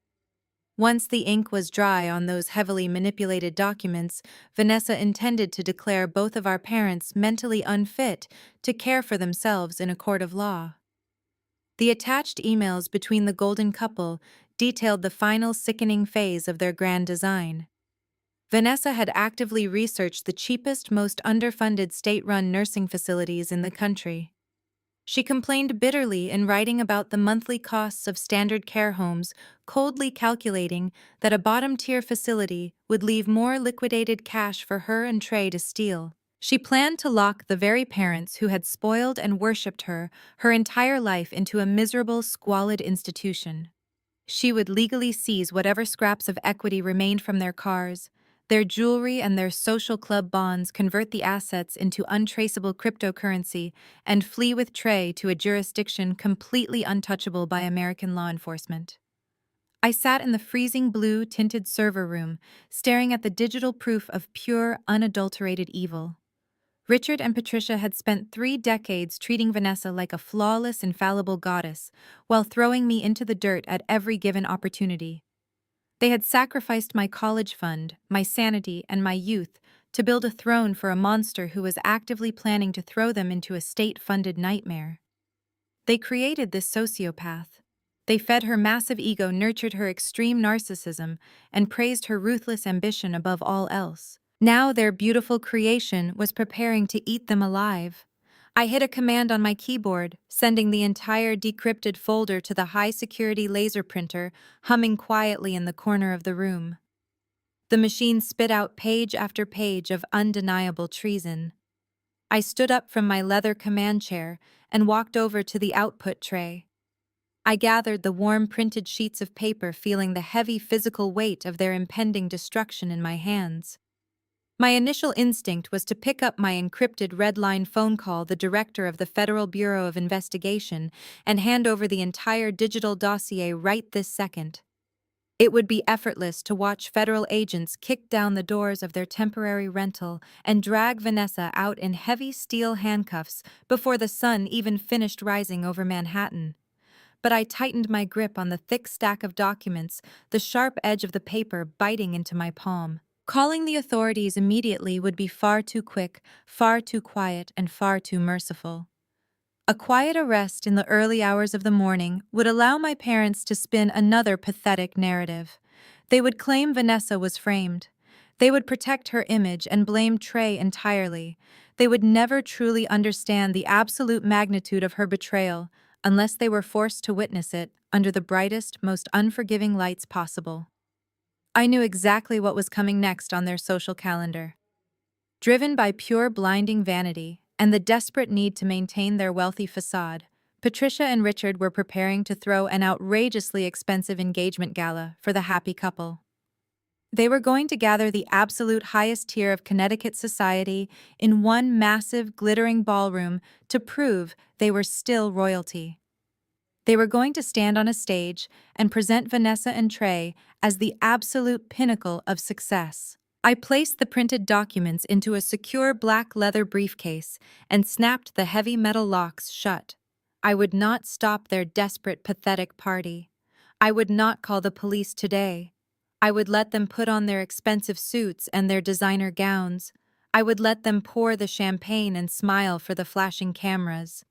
I would let them build their glorious, fragile stage, and then, at the exact moment they felt totally invincible, I would walk in and burn their entire world to ashes. The Grand Connecticut estate was rapidly transforming into a massive marble tomb of their own failures. Cardboard boxes littered the immaculate foyer, reflecting the absolute chaos of their impending removal. The 48-hour eviction notice burned like a neon sign on the heavy front door, mocking their entire existence. Inside the master suite, Patricia sat on the edge of her California king bed, clutching a handful of severely cut-up credit cards. She had spent the entire morning calling bank after bank, screaming at customer service representatives and demanding to speak to regional managers, only to be met with the exact same terrifying reality. The accounts were entirely locked. The ghost trust that had funded her extreme vanity for years was permanently terminated by my hand. Richard paced the length of the bedroom, gripping his thinning hair in pure panic. His antique watch collection, which he had desperately hoped to sell for a quick cash injection, was sitting uselessly on his dresser. Every single reputable luxury dealer in the tri-state area had suddenly refused to do business with him after a few quiet warnings from my corporate network. The social excommunication was total and absolute. My parents were broke, isolated, and hours away from being physically thrown onto the street by the county sheriff. The heavy oak door swung open, and Vanessa glided into the room. She did not look like a woman whose family was facing imminent homelessness and total public disgrace. She wore a pristine white designer dress and a mask of absolute radiant confidence. Trey stood right behind her, playing his role to absolute perfection. He rested a supportive hand on the small of her back, projecting the flawless image of the wealthy, stoic African-American financial titan, ready to rescue his desperate future in-laws. Vanessa knelt beside Patricia and took her mother's trembling hands. She spoke with the soothing, manipulative tone of a seasoned professional con artist. She told them that I was just a bitter glitch in their grand destiny. She promised that Trey had a consortium of massive international investors flying into New York this weekend. These were men with billions of dollars in offshore accounts, eager to pour massive amounts of liquid capital into Trey's exclusive minority-owned hedge fund. Vanessa spun a glorious, intoxicating lie. She swore that once the ink was dry on those new investment contracts, Trey would buy them a brand new luxury estate in the Hamptons and crush me with a massive, devastating counter-lawsuit. There was just one fatal catch to her beautiful story. Vanessa looked up at Richard, her eyes wide and perfectly innocent. She explained that elite international investors required a spectacular show of force. They needed to see absolute unshakable prosperity before handing over their millions. They could not host these foreign billionaires in a house marked with an eviction notice or a cheap rented apartment. They needed a grand stage to close the deal. Vanessa proposed a monumental engagement gala at the Ritz in downtown Manhattan.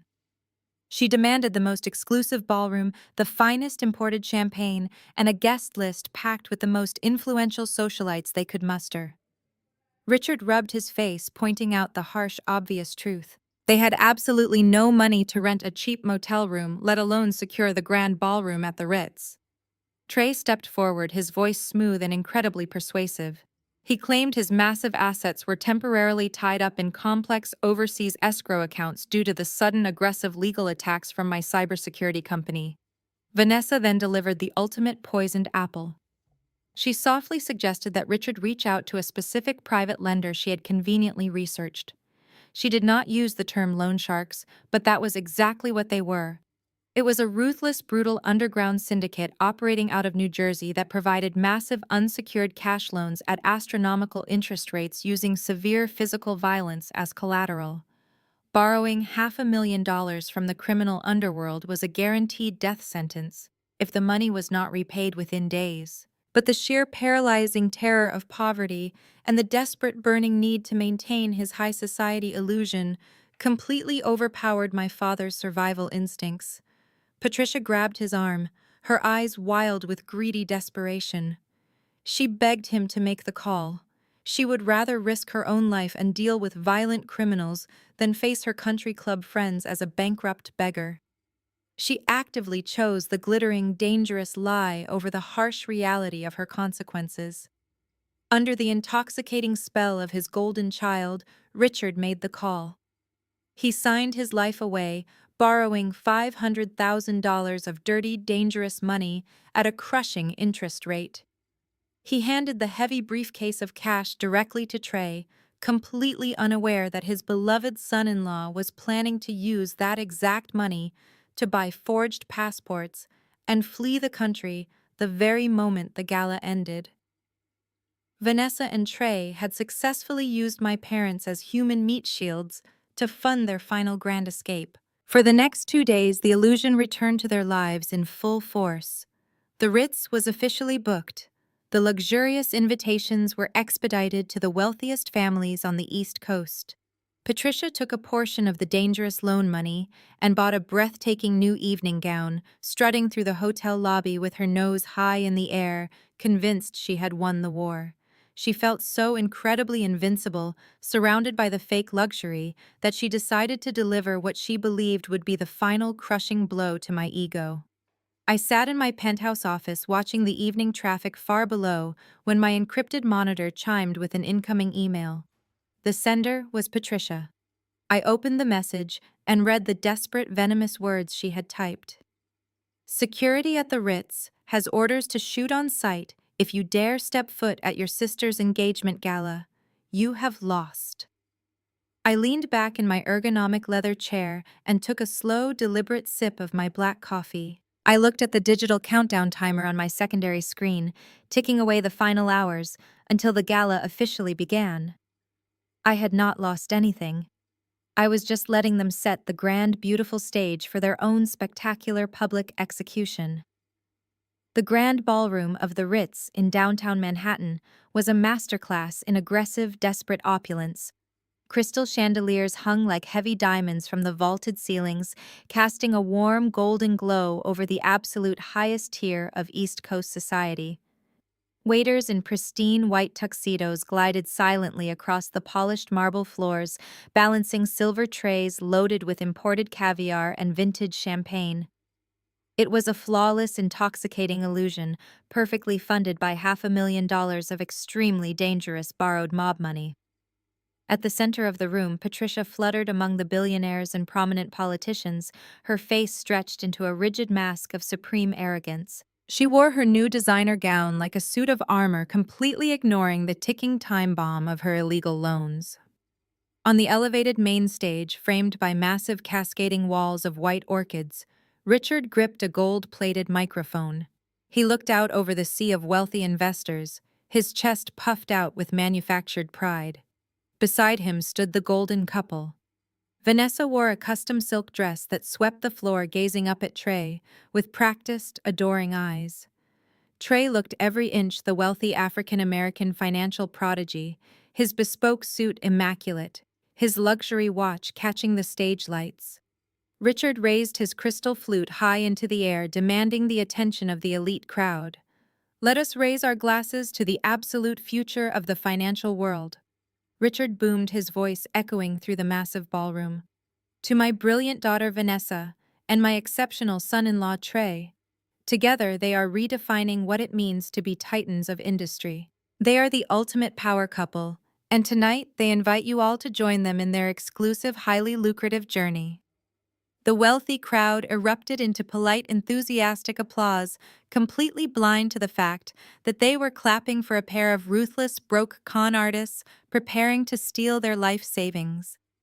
Outside the towering glass doors of the luxury hotel, the busy Manhattan street was abruptly dominated by a massive show of real, undeniable power. A convoy of 4 matte black military-grade armored SUVs pulled smoothly into the circular driveway, completely ignoring the designated valet zones. The heavy vehicles moved with synchronized predatory precision. Doormen in their tailored uniforms froze in place, immediately sensing that whoever was inside those vehicles did not play by the standard rules of hospitality. The doors of the lead and trailing vehicles swung open simultaneously. A dozen towering security operatives in dark suits stepped out, securing the perimeter with cold, calculated efficiency. Then the heavy, reinforced door of the center SUV opened. I stepped out onto the pristine red carpet, my designer heels striking the pavement with absolute authority. I was not wearing the simple stained black dress from the garden party. Tonight, I wore a $50,000 custom haute couture gown. The midnight blue fabric was hand-stitched with thousands of microscopic crystals that caught the city lights, making it look as though I was draped in a starlit sky. The cut was sharp, architectural, and aggressively elegant, projecting the aura of a reigning queen arriving to inspect her conquered territory. I wore no heavy jewelry, needing no cheap accessories to announce my net worth. The raw, unfiltered power radiating from my posture was more intimidating than any diamond necklace. Elias Thorne stepped out right behind me, adjusting his suit jacket with a satisfied, dangerous smile. "It is time," he said quietly, falling into step beside me as we moved toward the grand entrance of the hotel. As my security detail approached the massive revolving doors, a line of hotel security guards quickly moved to block the entrance. The head of security, a broad-shouldered man with an earpiece, held up his hand, his expression tense but determined. He had clearly received strict, frantic orders from Patricia to prevent my entry at all costs, likely fueled by her earlier email threat. "I am sorry, madam," the security chief said, his voice firm but cautious as he looked at my imposing bodyguards. "This is a private, closed event. We have strict instructions that you are not permitted inside the building under any circumstances." I did not break my stride. I did not even look at the man. I simply kept walking toward the glass doors. Elias seamlessly stepped forward, smoothly intercepting the security chief. He did not argue or raise his voice. Instead, Elias reached into his tailored leather briefcase and pulled out a crisp, single-page legal document bearing the heavy red seal of the corporate registry. He pressed the document firmly against the chest of the security chief. "You are currently speaking to the Chief Executive Officer of Aegis Cyber," Elias stated, his voice ringing with absolute, terrifying authority.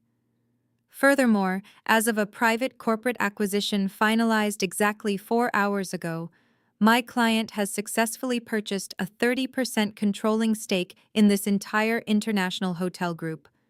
You are no longer following instructions from the desperate woman in the ballroom. You are standing in the direct presence of your primary employer. I suggest you step aside before she decides to terminate your pension." The security chief looked down at the legally binding document, his eyes widening in sheer, unadulterated panic. The blood completely drained from his face as he realized he was trying to bounce the owner of the hotel. He practically tripped over his own feet as he scrambled backward violently, waving his men to stand down and pull the heavy glass doors open for me. I glided through the opulent lobby, the marble floors echoing with the synchronized footsteps of my security team. We bypassed the grand reception desk and marched directly toward the towering mahogany doors of the main ballroom. The heavy doors were pushed wide open by my guards, revealing the glittering, densely packed gala inside. I stepped onto the top of the grand, sweeping staircase that overlooked the entire event. The sheer, overwhelming presence of my entrance was impossible to ignore. A few guests near the back turned their heads, their polite smiles instantly dropping into masks of shock. The murmurs rippled rapidly through the crowd, an infectious wave of confusion and awe spreading toward the front of the room. The music from the live orchestra faltered, a few violinists losing their rhythm as they stared up at the staircase. I walked down the carpeted steps with slow, deliberate elegance, my midnight blue gown glittering under the chandeliers. Elias walked closely at my right, while my security team fanned out to secure the exits. On the main stage, Richard was mid-sentence, raising his glass for another toast to his fraudulent son-in-law. He noticed the sudden distraction in the crowd and looked up toward the staircase. When his eyes locked onto mine, the crystal flute slipped right through his trembling fingers, shattering violently against the wooden stage. Patricia spun around, letting out a sharp, horrified gasp that echoed into the sudden, suffocating silence of the ballroom. Vanessa and Trey froze like statues, the color vanishing from their faces, as their absolute worst nightmare walked right into their perfect, expensive illusion. Richard gripped the microphone stand in sheer panic, his chest heaving as he realized his entire high society charade was about to be obliterated. "Security!" Richard screamed into the microphone, his voice cracking with hysterical, desperate rage. "Where the hell is security? Grab her! Arrest this crazy woman right now!" The command echoed loudly through the speakers, but not a single hotel employee moved to touch me. I reached the bottom of the staircase, standing perfectly still as hundreds of elite investors stared at me in breathless anticipation. I looked directly at my furious, trembling father. I did not shout. I did not argue. I simply raised my right hand high into the dead silence of the ballroom, and with absolute chilling precision, I snapped my fingers. The sharp sound of my fingers snapping cut through the heavy, suffocated air of the ballroom like a crack of thunder. For a fraction of a second, absolute stillness reigned over the luxurious space. Then, my elite cyber team, stationed miles away in the subterranean server room of my headquarters, executed the final catastrophic command sequence. Behind the grand stage, the massive floor-to-ceiling LED screen had been cycling through a carefully curated slideshow. It displayed perfect, heavily retouched images of the golden couple smiling on yachts, sipping champagne in Paris, and looking like the absolute epitome of young, vibrant wealth. Suddenly, the pristine, high-definition images glitched violently. The massive screen tore into jagged lines of digital static before plunging the stage into total, terrifying blackness.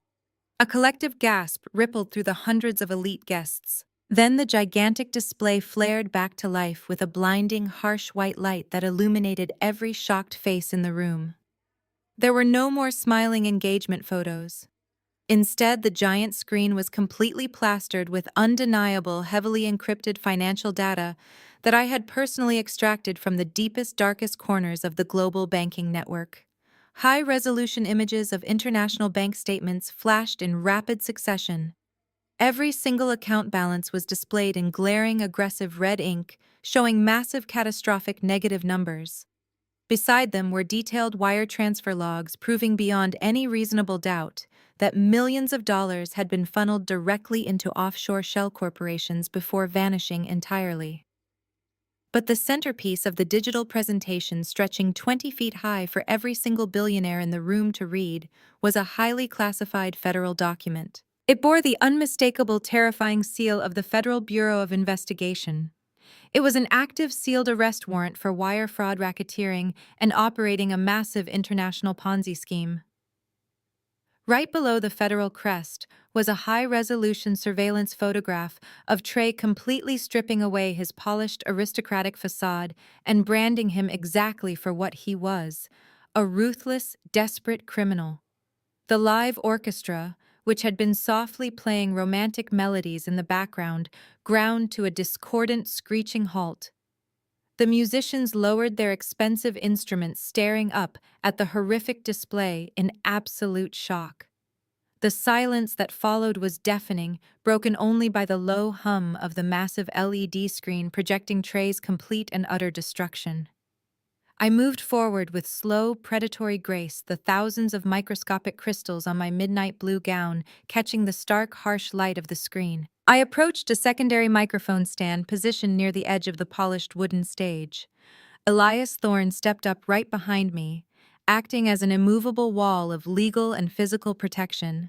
I grasped the silver stem of the microphone, my cold eyes sweeping over the crowd of panicked, wealthy investors.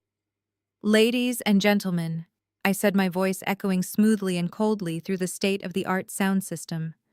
"I sincerely apologize for interrupting your lavish evening and spoiling the imported champagne.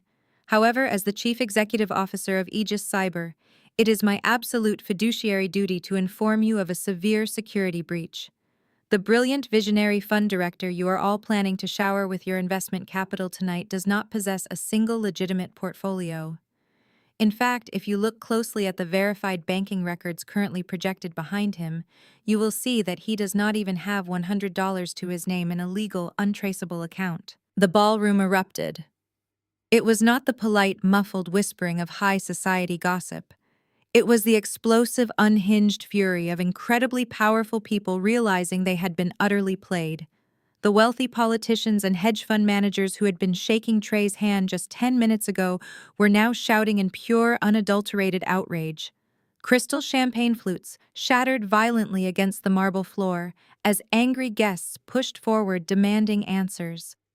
They realized in a sickening rush that the golden ticket to exclusive high-yield investments was nothing but a hollow, devastating trap designed to drain their generational wealth. On the stage, the grand illusion of my family dissolved into a pathetic, horrifying nightmare. Richard turned around to look at the massive screen, his jaw dropping so low it looked physically unhinged. His mind frantically tried to process the glowing red numbers. The horrifying realization struck him like a physical blow to the chest, causing him to stumble backward. The $500,000 he had just borrowed from a violent underground crime syndicate to pay for this very party was gone. He had handed the briefcases of dangerous cash directly to a man who was now officially wanted by the federal government. Richard clutched his chest, his face turning a dangerous shade of purple as the sheer paralyzing terror of his impending doom washed over him. Patricia let out a high, thin wail, covering her face with her trembling hands, entirely unable to look at the furious faces of her country club friends who were now screaming curses at the stage. Vanessa backed away from Trey as if he had suddenly caught on fire. Her performance was absolutely impeccable. She pressed her manicured hands to her mouth, shaking her head in feigned absolute horror, trying desperately to distance herself from the sinking ship she had actively helped engineer. But Trey could not hide. The suave, arrogant demeanor he had worn for years melted completely off his face. Heavy sweat poured down his forehead, soaking the collar of his bespoke designer shirt. The heavy gold watch on his wrist suddenly looked like a heavy iron shackle dragging him straight to the bottom of the ocean. His eyes darted wildly around the massive ballroom, shifting from the furious mob of billionaires to the heavy wooden exits. But every single door was currently blocked by my towering, immovable security operatives. He was entirely trapped in a glamorous cage of his own making, illuminated by the blinding light of his own federal arrest warrant. Panic, raw and unfiltered, seized his entire body. He realized there was no charming his way out of this room. The untouchable financial titan act was dead and buried. In a sudden violent surge of desperate adrenaline, Trey lunged backward away from the podium. His hand darted aggressively inside his tailored suit jacket, reaching toward his waistband. His eyes were wide manic and filled with the terrifying, unpredictable violence of a cornered animal with absolutely nothing left to lose. He was preparing to make a fatal, catastrophic mistake in front of hundreds of highly influential witnesses. Before his hand could pull free from his jacket, the heavy, towering mahogany doors at the main entrance of the ballroom were violently kicked open. The thick wood crashed against the marble walls with a deafening explosive bang that instantly silenced the screaming crowd. A tactical flood of heavily armed personnel stormed into the grand space. They wore dark tactical vests emblazoned with bold yellow letters. The chaotic, glittering atmosphere of the gala was instantly overpowered by the harsh, blinding glare of tactical flashlights cutting through the dim, romantic lighting. Heavy boots stomped rhythmically against the polished marble floor, moving with terrifying, aggressive precision directly toward the main stage. A booming, authoritative voice ripped through the air, shaking the very crystals of the chandeliers above us. FBI, freeze! Keep your hands exactly where we can see them. The tactical agents rushed the grand stage with terrifying, overwhelming force. The heavy, synchronized thud of their combat boots against the polished wooden floorboards completely drowned out the panicked gasps of the billionaires and socialites below. Two massive federal agents tackled Trey before his hand could even fully emerge from the inside pocket of his tailored jacket. The sheer impact of their armored bodies slamming into him sent the golden microphone stand crashing violently to the floor. The metal struck the wood with a harsh, piercing screech of audio feedback that made the wealthy guests physically recoil and cover their ears. The agents pinned the fraudulent hedge fund manager face down against the hard stage, aggressively twisting his arms behind his back. The expensive, bespoke fabric of his charcoal suit tore loudly at the shoulder seam under the immense strain. The sharp metallic click of heavy steel handcuffs snapping shut around his wrists echoed with absolute finality through the sudden, suffocated silence of the ballroom. Trey writhed like a caught snake, his handsome face pressed painfully against the floor, his heavy gold watch scraping uselessly against the stage. An agent read him his Miranda rights in a booming mechanical voice, listing severe federal charges of wire fraud, international money laundering, and racketeering. As Trey was hauled violently to his feet, his arrogant demeanor utterly annihilated, Vanessa initiated her ultimate survival strategy. She knew her glamorous stolen life was imploding, and she instantly fell back on the one tactic that had always saved her. She threw herself backward, letting out a piercing theatrical scream that could shatter the crystal chandeliers above. She collapsed onto her knees, her custom white silk gown pooling around her like a broken, discarded parachute. She crawled frantically across the stage toward Patricia, tears streaming down her perfectly contoured face in thick dark tracks of ruined mascara. She threw her arms tightly around our mother's waist, burying her sobbing face into the fabric of Patricia's new designer dress. "Mom, help me." Vanessa wailed, her voice trembling with masterfully fabricated trauma and absolute desperation. I did not know anything. I swear to God I did not know what he was doing behind my back. He lied to me. He used my legal knowledge. He tricked me into thinking he was a legitimate businessman. I am a victim here.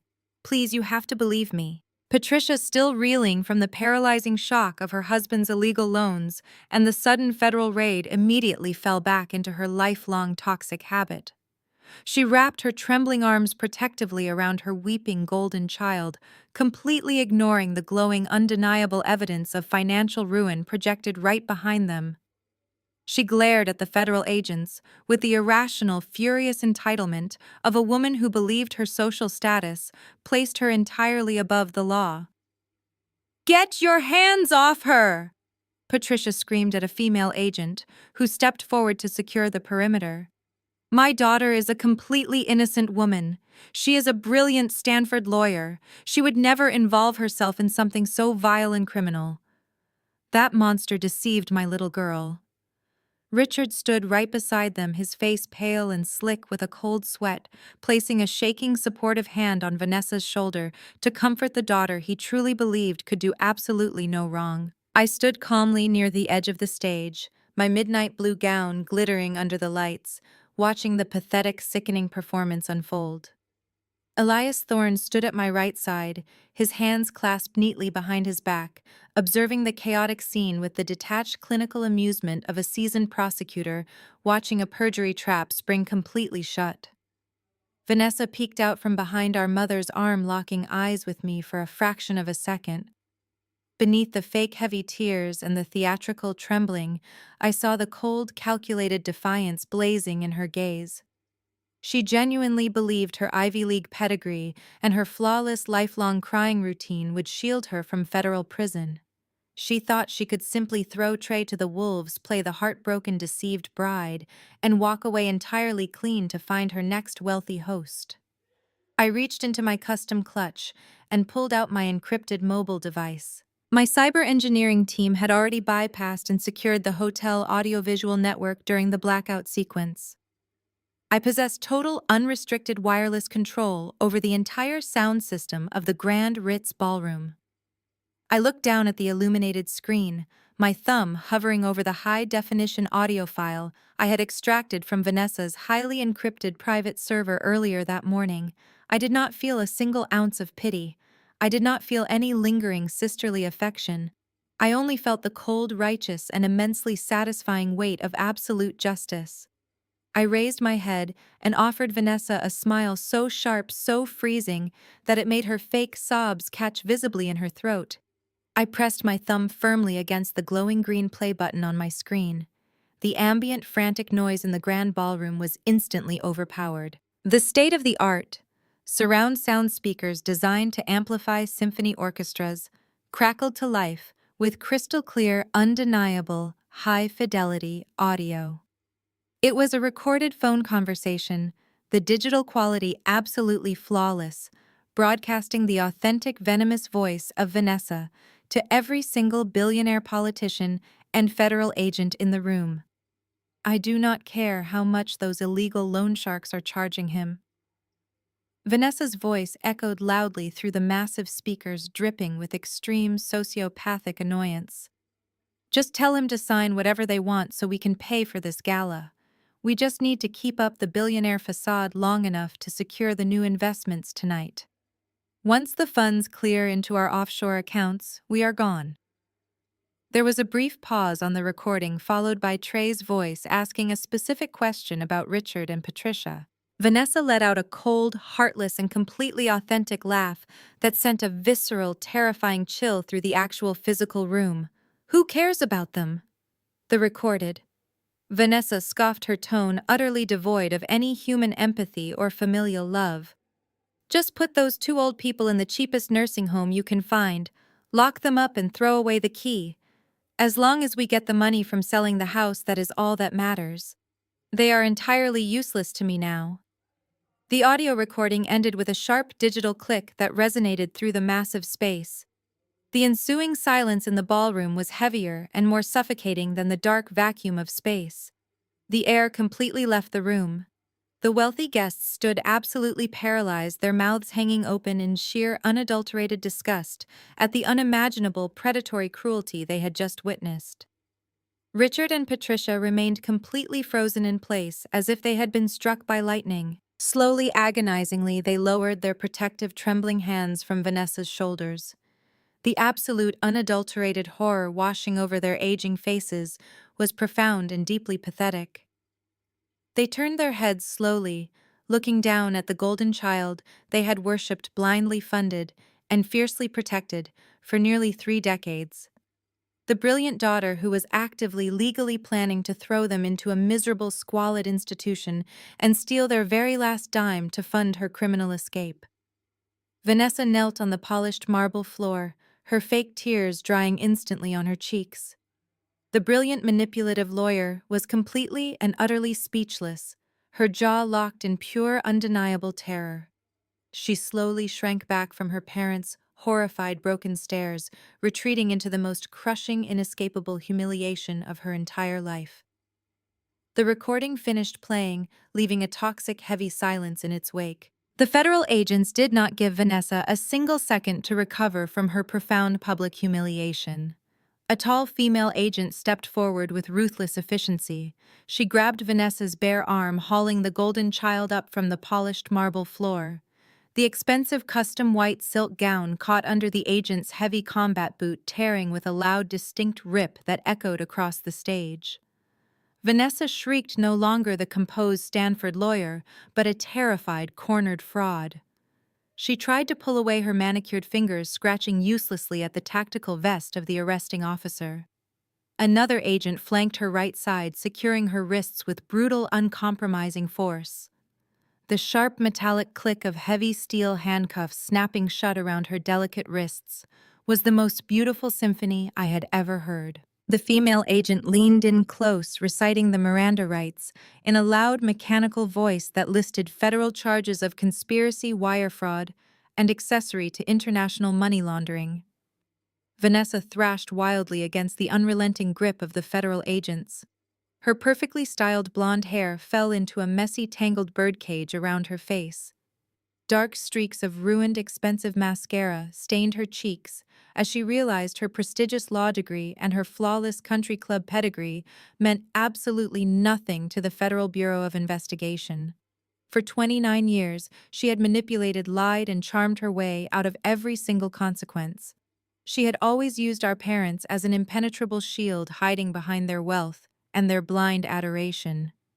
But right now, looking at the horrified, broken faces of Richard and Patricia, she knew her human shields were completely destroyed. Her parents were bankrupt, powerless, and utterly devastated by her recorded betrayal. There was no one left to bribe the authorities. There was no one left to silence the witnesses. Trey was already being frog-marched toward the main exits, his head hung low in ultimate defeat. Vanessa was entirely, terrifyingly alone. As the agents began to drag her toward the grand mahogany doors, Vanessa's wild, panicked eyes darted across the ballroom and locked onto me. She saw the glittering midnight blue of my $50,000 gown. She saw the towering, immovable presence of Elias Thorne and my elite security detail. Her brilliant sociopathic mind calculated her final desperate move. In a sudden, violent burst of adrenaline, she jerked her body sideways, throwing off the female agent's grip for a fraction of a second.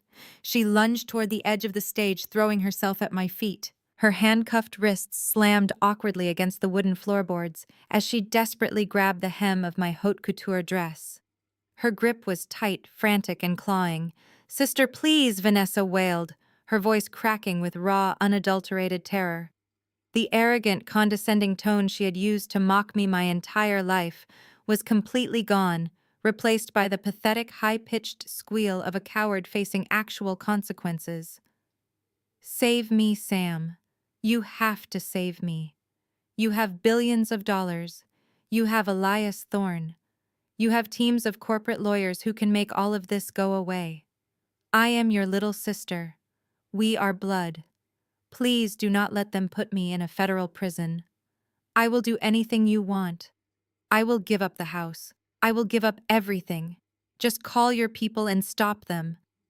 I looked down at the sobbing, trembling mess of a woman kneeling at my feet. This was the same sister who had stolen my college savings to buy a prom dress. The same sister who had laughed when my mother sabotaged my internships. The same sister who had stood on this very stage just 20 minutes ago, fully intending to lock our parents in a squalid facility and steal their last dime. She did not feel a single ounce of remorse for her actions.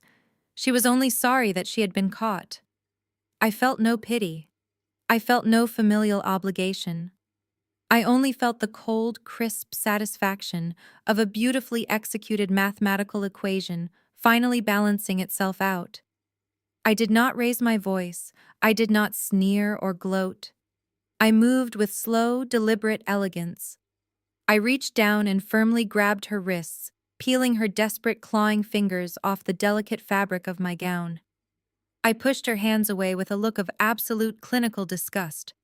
I took a slow step backward, looking directly into her wide, terrified eyes. I raised my hand and carefully, methodically brushed a non-existent wrinkle from my dress, treating her physical touch like a vile, contagious disease. "I am afraid I cannot help you, Vanessa," I said, my voice ringing out with crystal-clear, freezing authority across the silent ballroom. "After all, I am just a constant disappointment. I am just a miserable failure who clicks on computers in a dark basement." My voice dropped slightly, delivering the final lethal blow right to her face. "You are on your own." The federal agents immediately seized her again, this time with zero tolerance for her dramatic outbursts. They hauled her roughly to her feet, ignoring her hysterical, ear-piercing screams. "No," Vanessa shrieked, thrashing her head wildly as they dragged her backward toward the grand exits. "You cannot do this to me. I am a Stanford lawyer. I am a Blackwell. You are a monster, Samantha. You are a cold-blooded monster." Her frantic, pathetic screams echoed down the marble hallway, growing fainter and fainter, until the heavy mahogany doors finally swung shut, sealing her fate completely. On the stage, the reality of the catastrophic fallout crashed down on Richard with the force of a freight train. He had just watched his golden child, his pride and joy, get hauled away in federal handcuffs after listening to her plot his miserable demise. He had borrowed $500,000 from a ruthless, violent underground syndicate to fund a party for a wanted criminal. He had absolutely nothing left. No mansion, no money, no legacy, and no favorite daughter. The overwhelming, crushing weight of his monumental failures struck him physically. Richard suddenly gasped for air, his face turning an alarming, sickly shade of gray. He clutched his chest with a trembling hand, his knees buckling beneath him. He stumbled backward, knocking over a tall floral arrangement, and collapsed heavily into a gilded velvet chair, struggling to breathe as a severe panic attack seized his failing heart. Patricia let out a horrified shriek, rushing to his side. She grabbed his shoulders, shaking him frantically, screaming for a doctor. When no one immediately rushed forward to help, she whipped her head around, looking desperately out at the sea of wealthy guests. She expected her high society friends, the senators, the country club wives, and the hedge fund billionaires, to surge forward with sympathy and assistance. Instead, she was met with a literal wall of ice. The elite crowd was physically backing away from the stage. Women in designer gowns pulled their husbands' arms, whispering furiously. Men in tuxedos looked at Patricia with expressions of pure, unadulterated disgust and utter contempt. They were looking at her not as a peer, but as a toxic, diseased pariah who had brought federal agents and international fraud into their exclusive sanctuary. Patricia's eyes widened in sheer, paralyzing panic as she realized the brutal, undeniable truth. The money was gone. Her daughter was a felon. Her husband was collapsing, and her entire social world was watching them burn to the ground without a single ounce of pity. The flashing red and blue lights of the federal vehicles faded through the towering glass windows of the Grand Hotel. The ballroom, which had been pulsating with arrogant wealth and aggressive luxury just an hour ago, was now a desolate, glittering wasteland. The elite guests had fled the scene like rats escaping a sinking luxury liner. No billionaire politician or hedge fund manager wanted their pristine name associated with an active federal crime scene and a spectacular public arrest. The string quartet had hurriedly packed their expensive instruments and vanished through the service exits long before the federal agents even marched Trey and Vanessa out the front doors. Only the scattered, shattered crystal glasses and overturned cocktail tables remained as physical evidence of the catastrophic implosion. My elite security detail maintained their absolute impenetrable perimeter around the center of the room, ensuring no one approached me without explicit permission. On the polished wooden platform, Richard was slowly regaining his breath. His acute panic attack had subsided into a dull, agonizing realization of his impending doom. The adrenaline that had fueled his high society illusion was completely gone, leaving behind a pathetic, broken old man. He gripped the edge of a velvet chair, his knuckles bone-white, his chest heaving with irregular, shallow breaths. Beside him, Patricia looked around the empty, silent ballroom. The devastating reality of their situation finally crushed the last remaining fragments of her vanity. She had no mansion, She had no platinum credit cards. She had no golden child to proudly parade around the country club.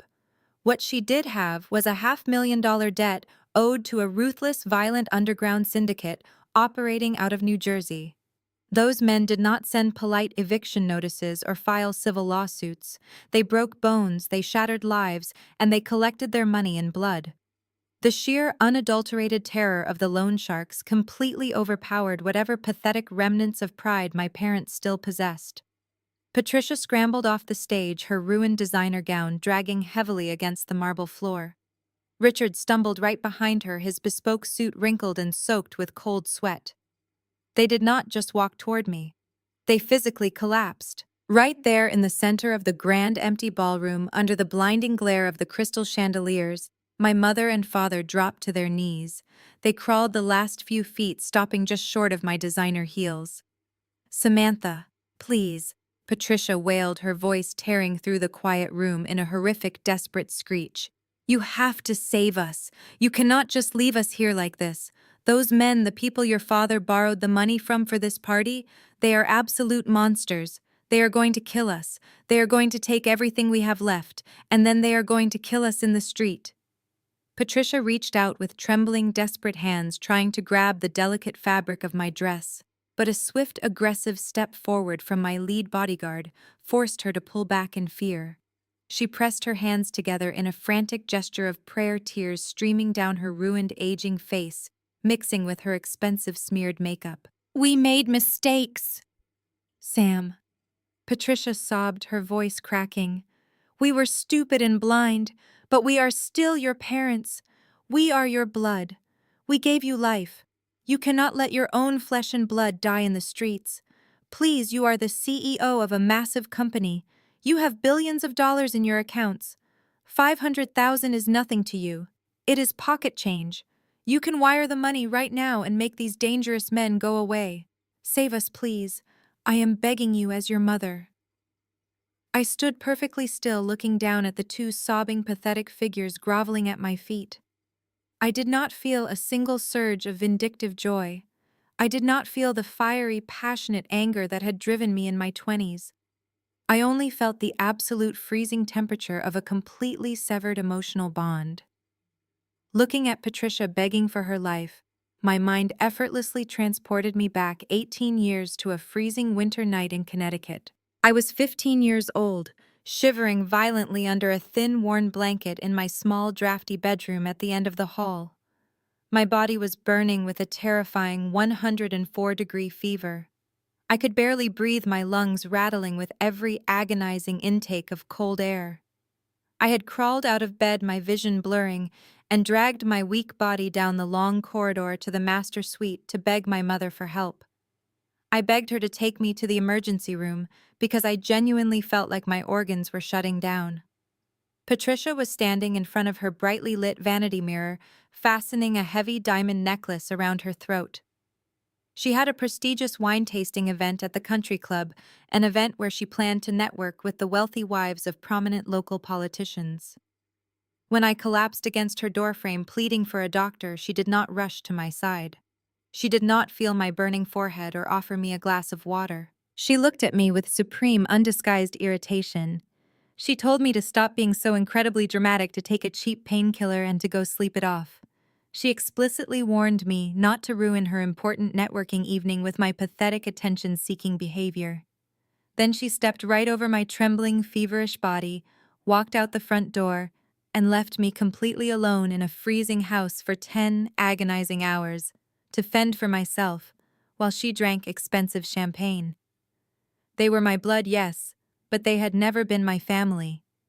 The biological connection was nothing but a random genetic accident, a meaningless footnote in a lifetime of severe neglect and targeted emotional abuse. I looked down at Richard, who was now weeping openly, his face buried deep in his shaking hands.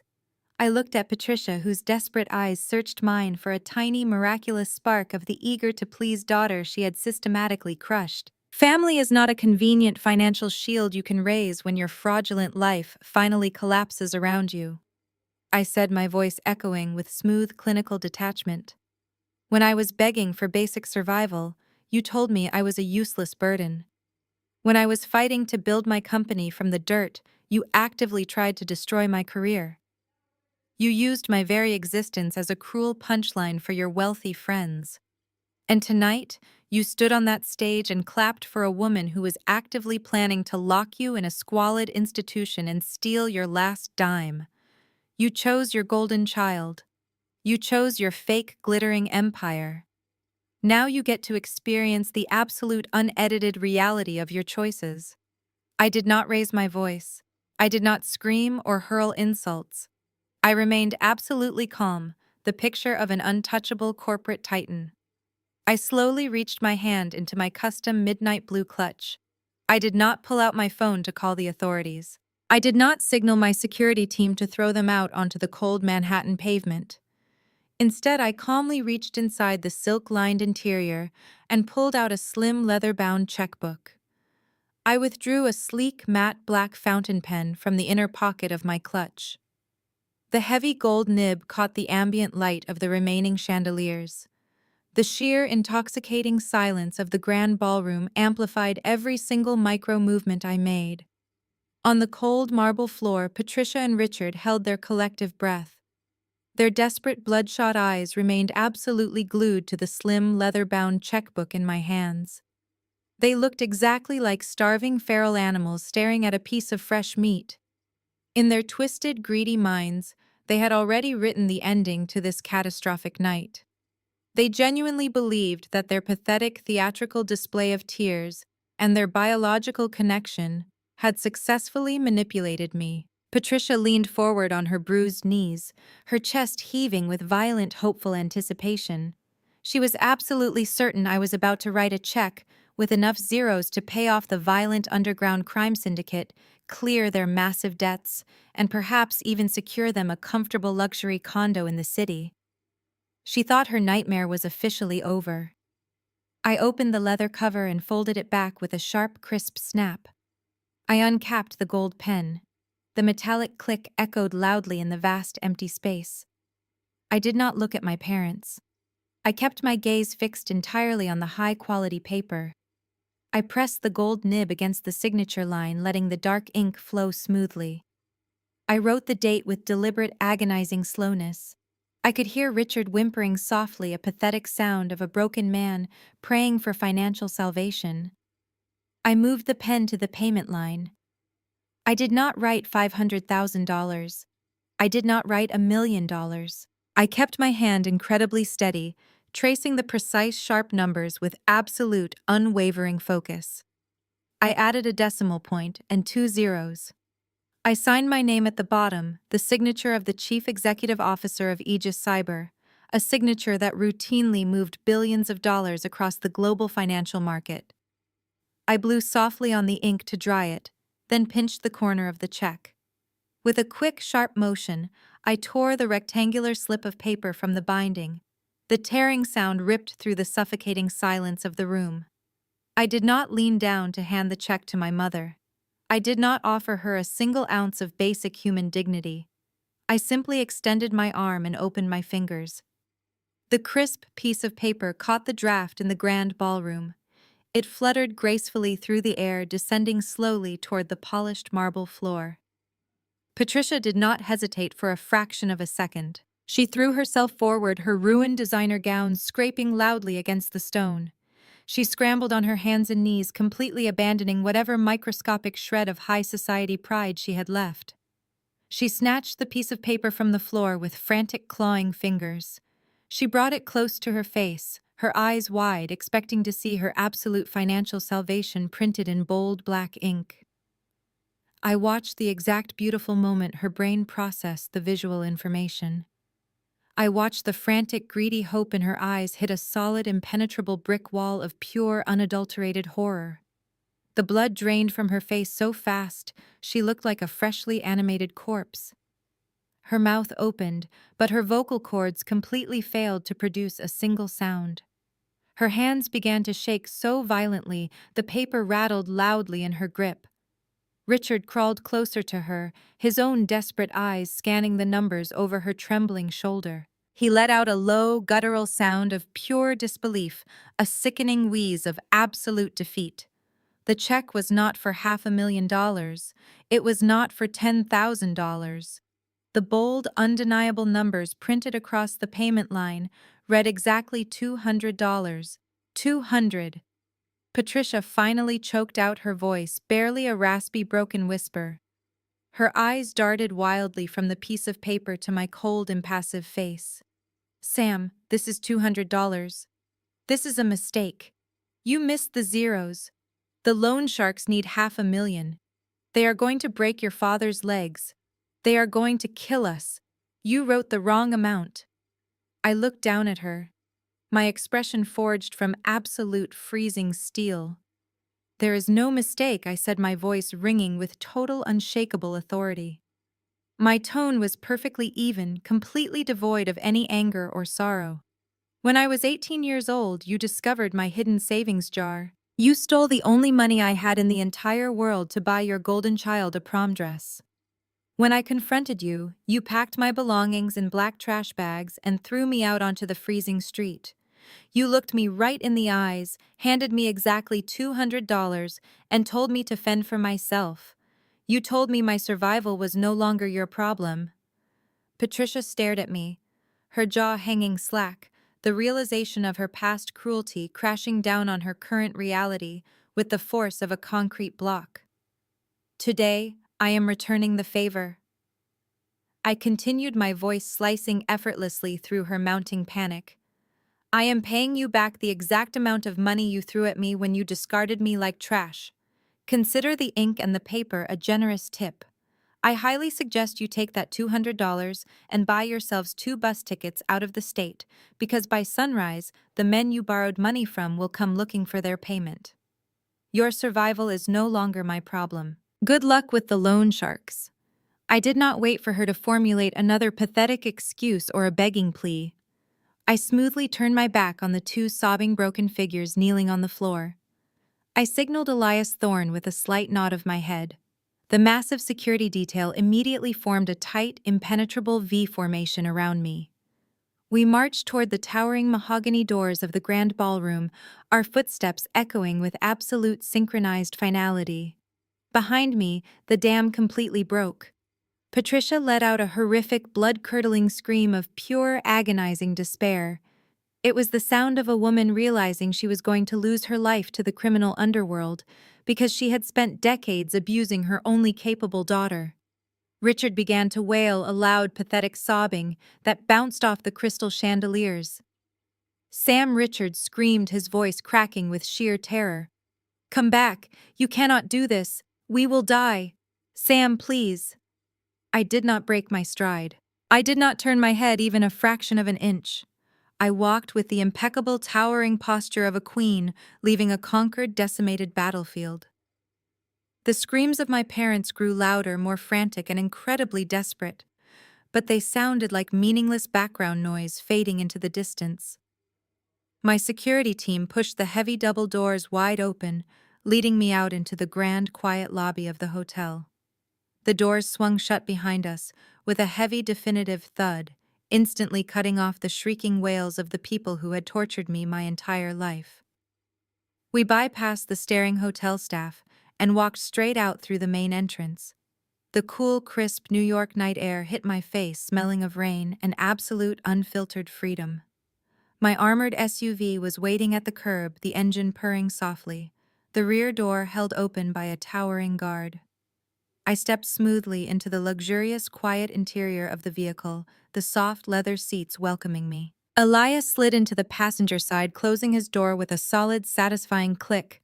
The heavy armored door slammed shut beside me, completely sealing me inside my safe, impenetrable fortress. I leaned my head back against the plush headrest and closed my eyes.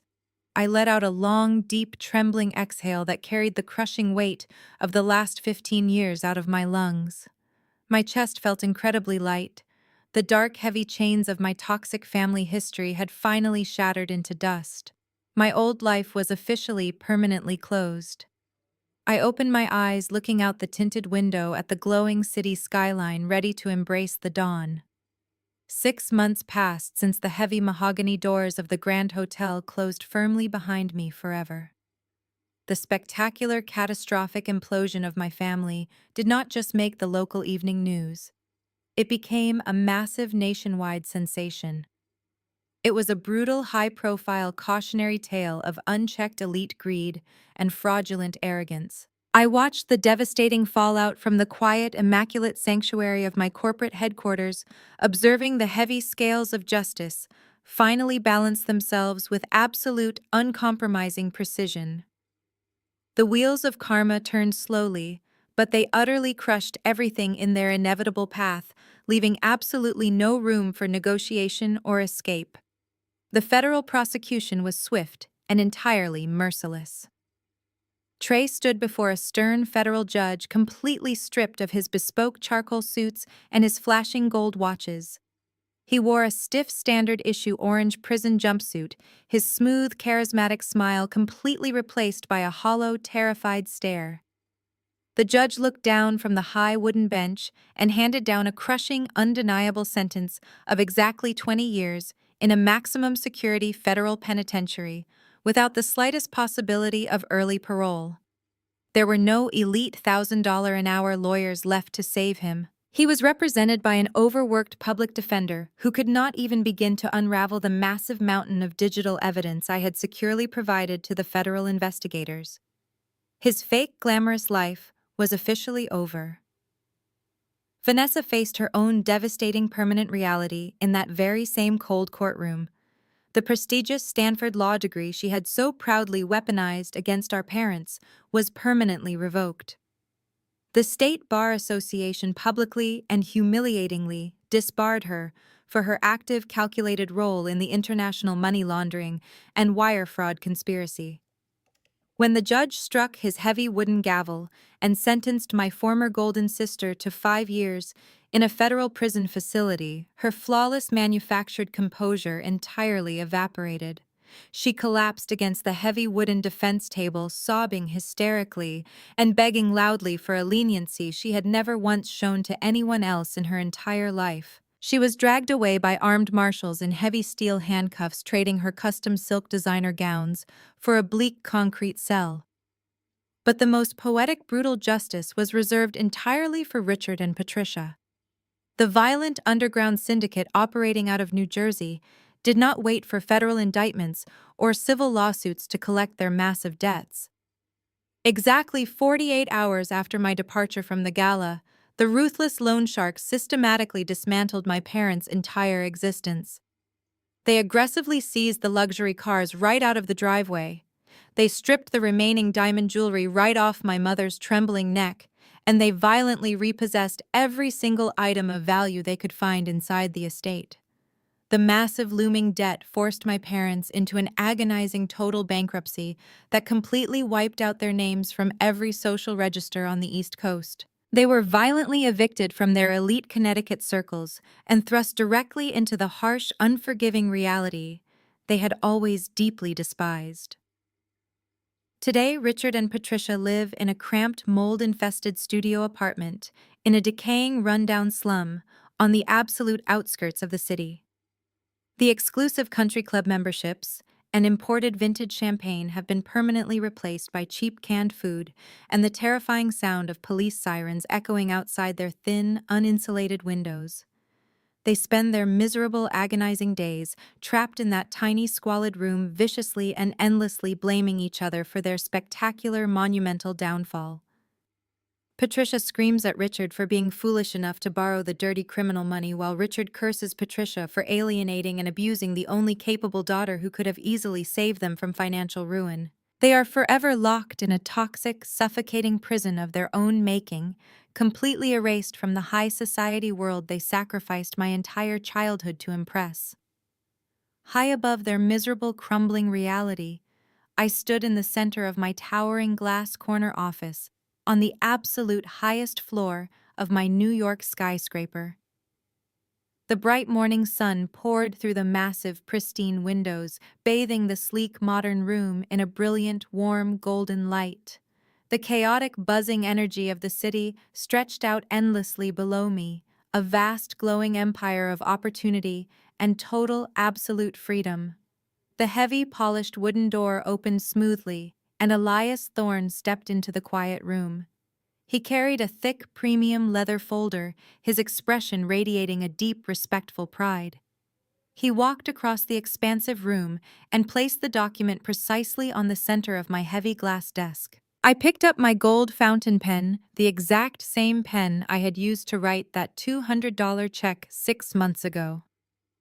I reviewed the final legal parameters of the Aegis Foundation. I pressed the gold nib to the thick premium paper and signed my name with bold, sweeping strokes, officially authorizing the immediate transfer of exactly $50 million. It was a massive, fully funded scholarship trust designed specifically for brilliant, driven university students who had survived severe domestic psychological abuse and financial manipulation by toxic family members. I was making absolutely certain that no ambitious, talented young woman would ever have to drop out of college and freeze on the streets because her narcissistic parents decided to steal her hard-earned savings. I handed the signed, finalized document back to Elias, with a nod of profound satisfaction.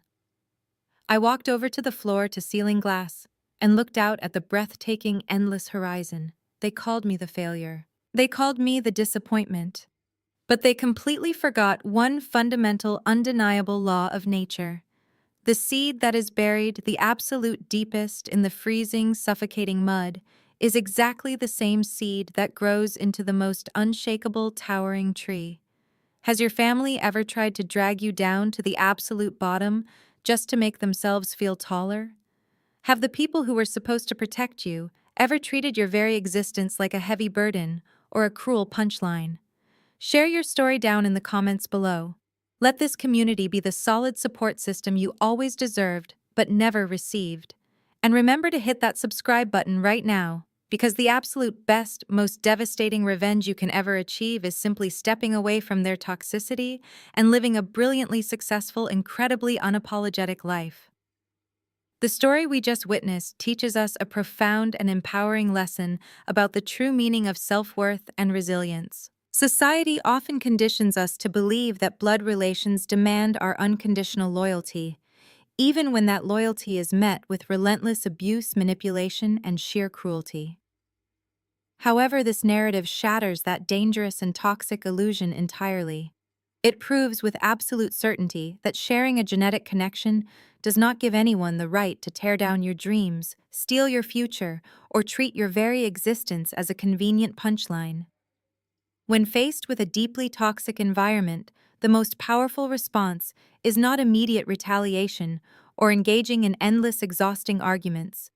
The ultimate strength lies in walking away in total silence and channeling that heavy trauma into undeniable personal growth.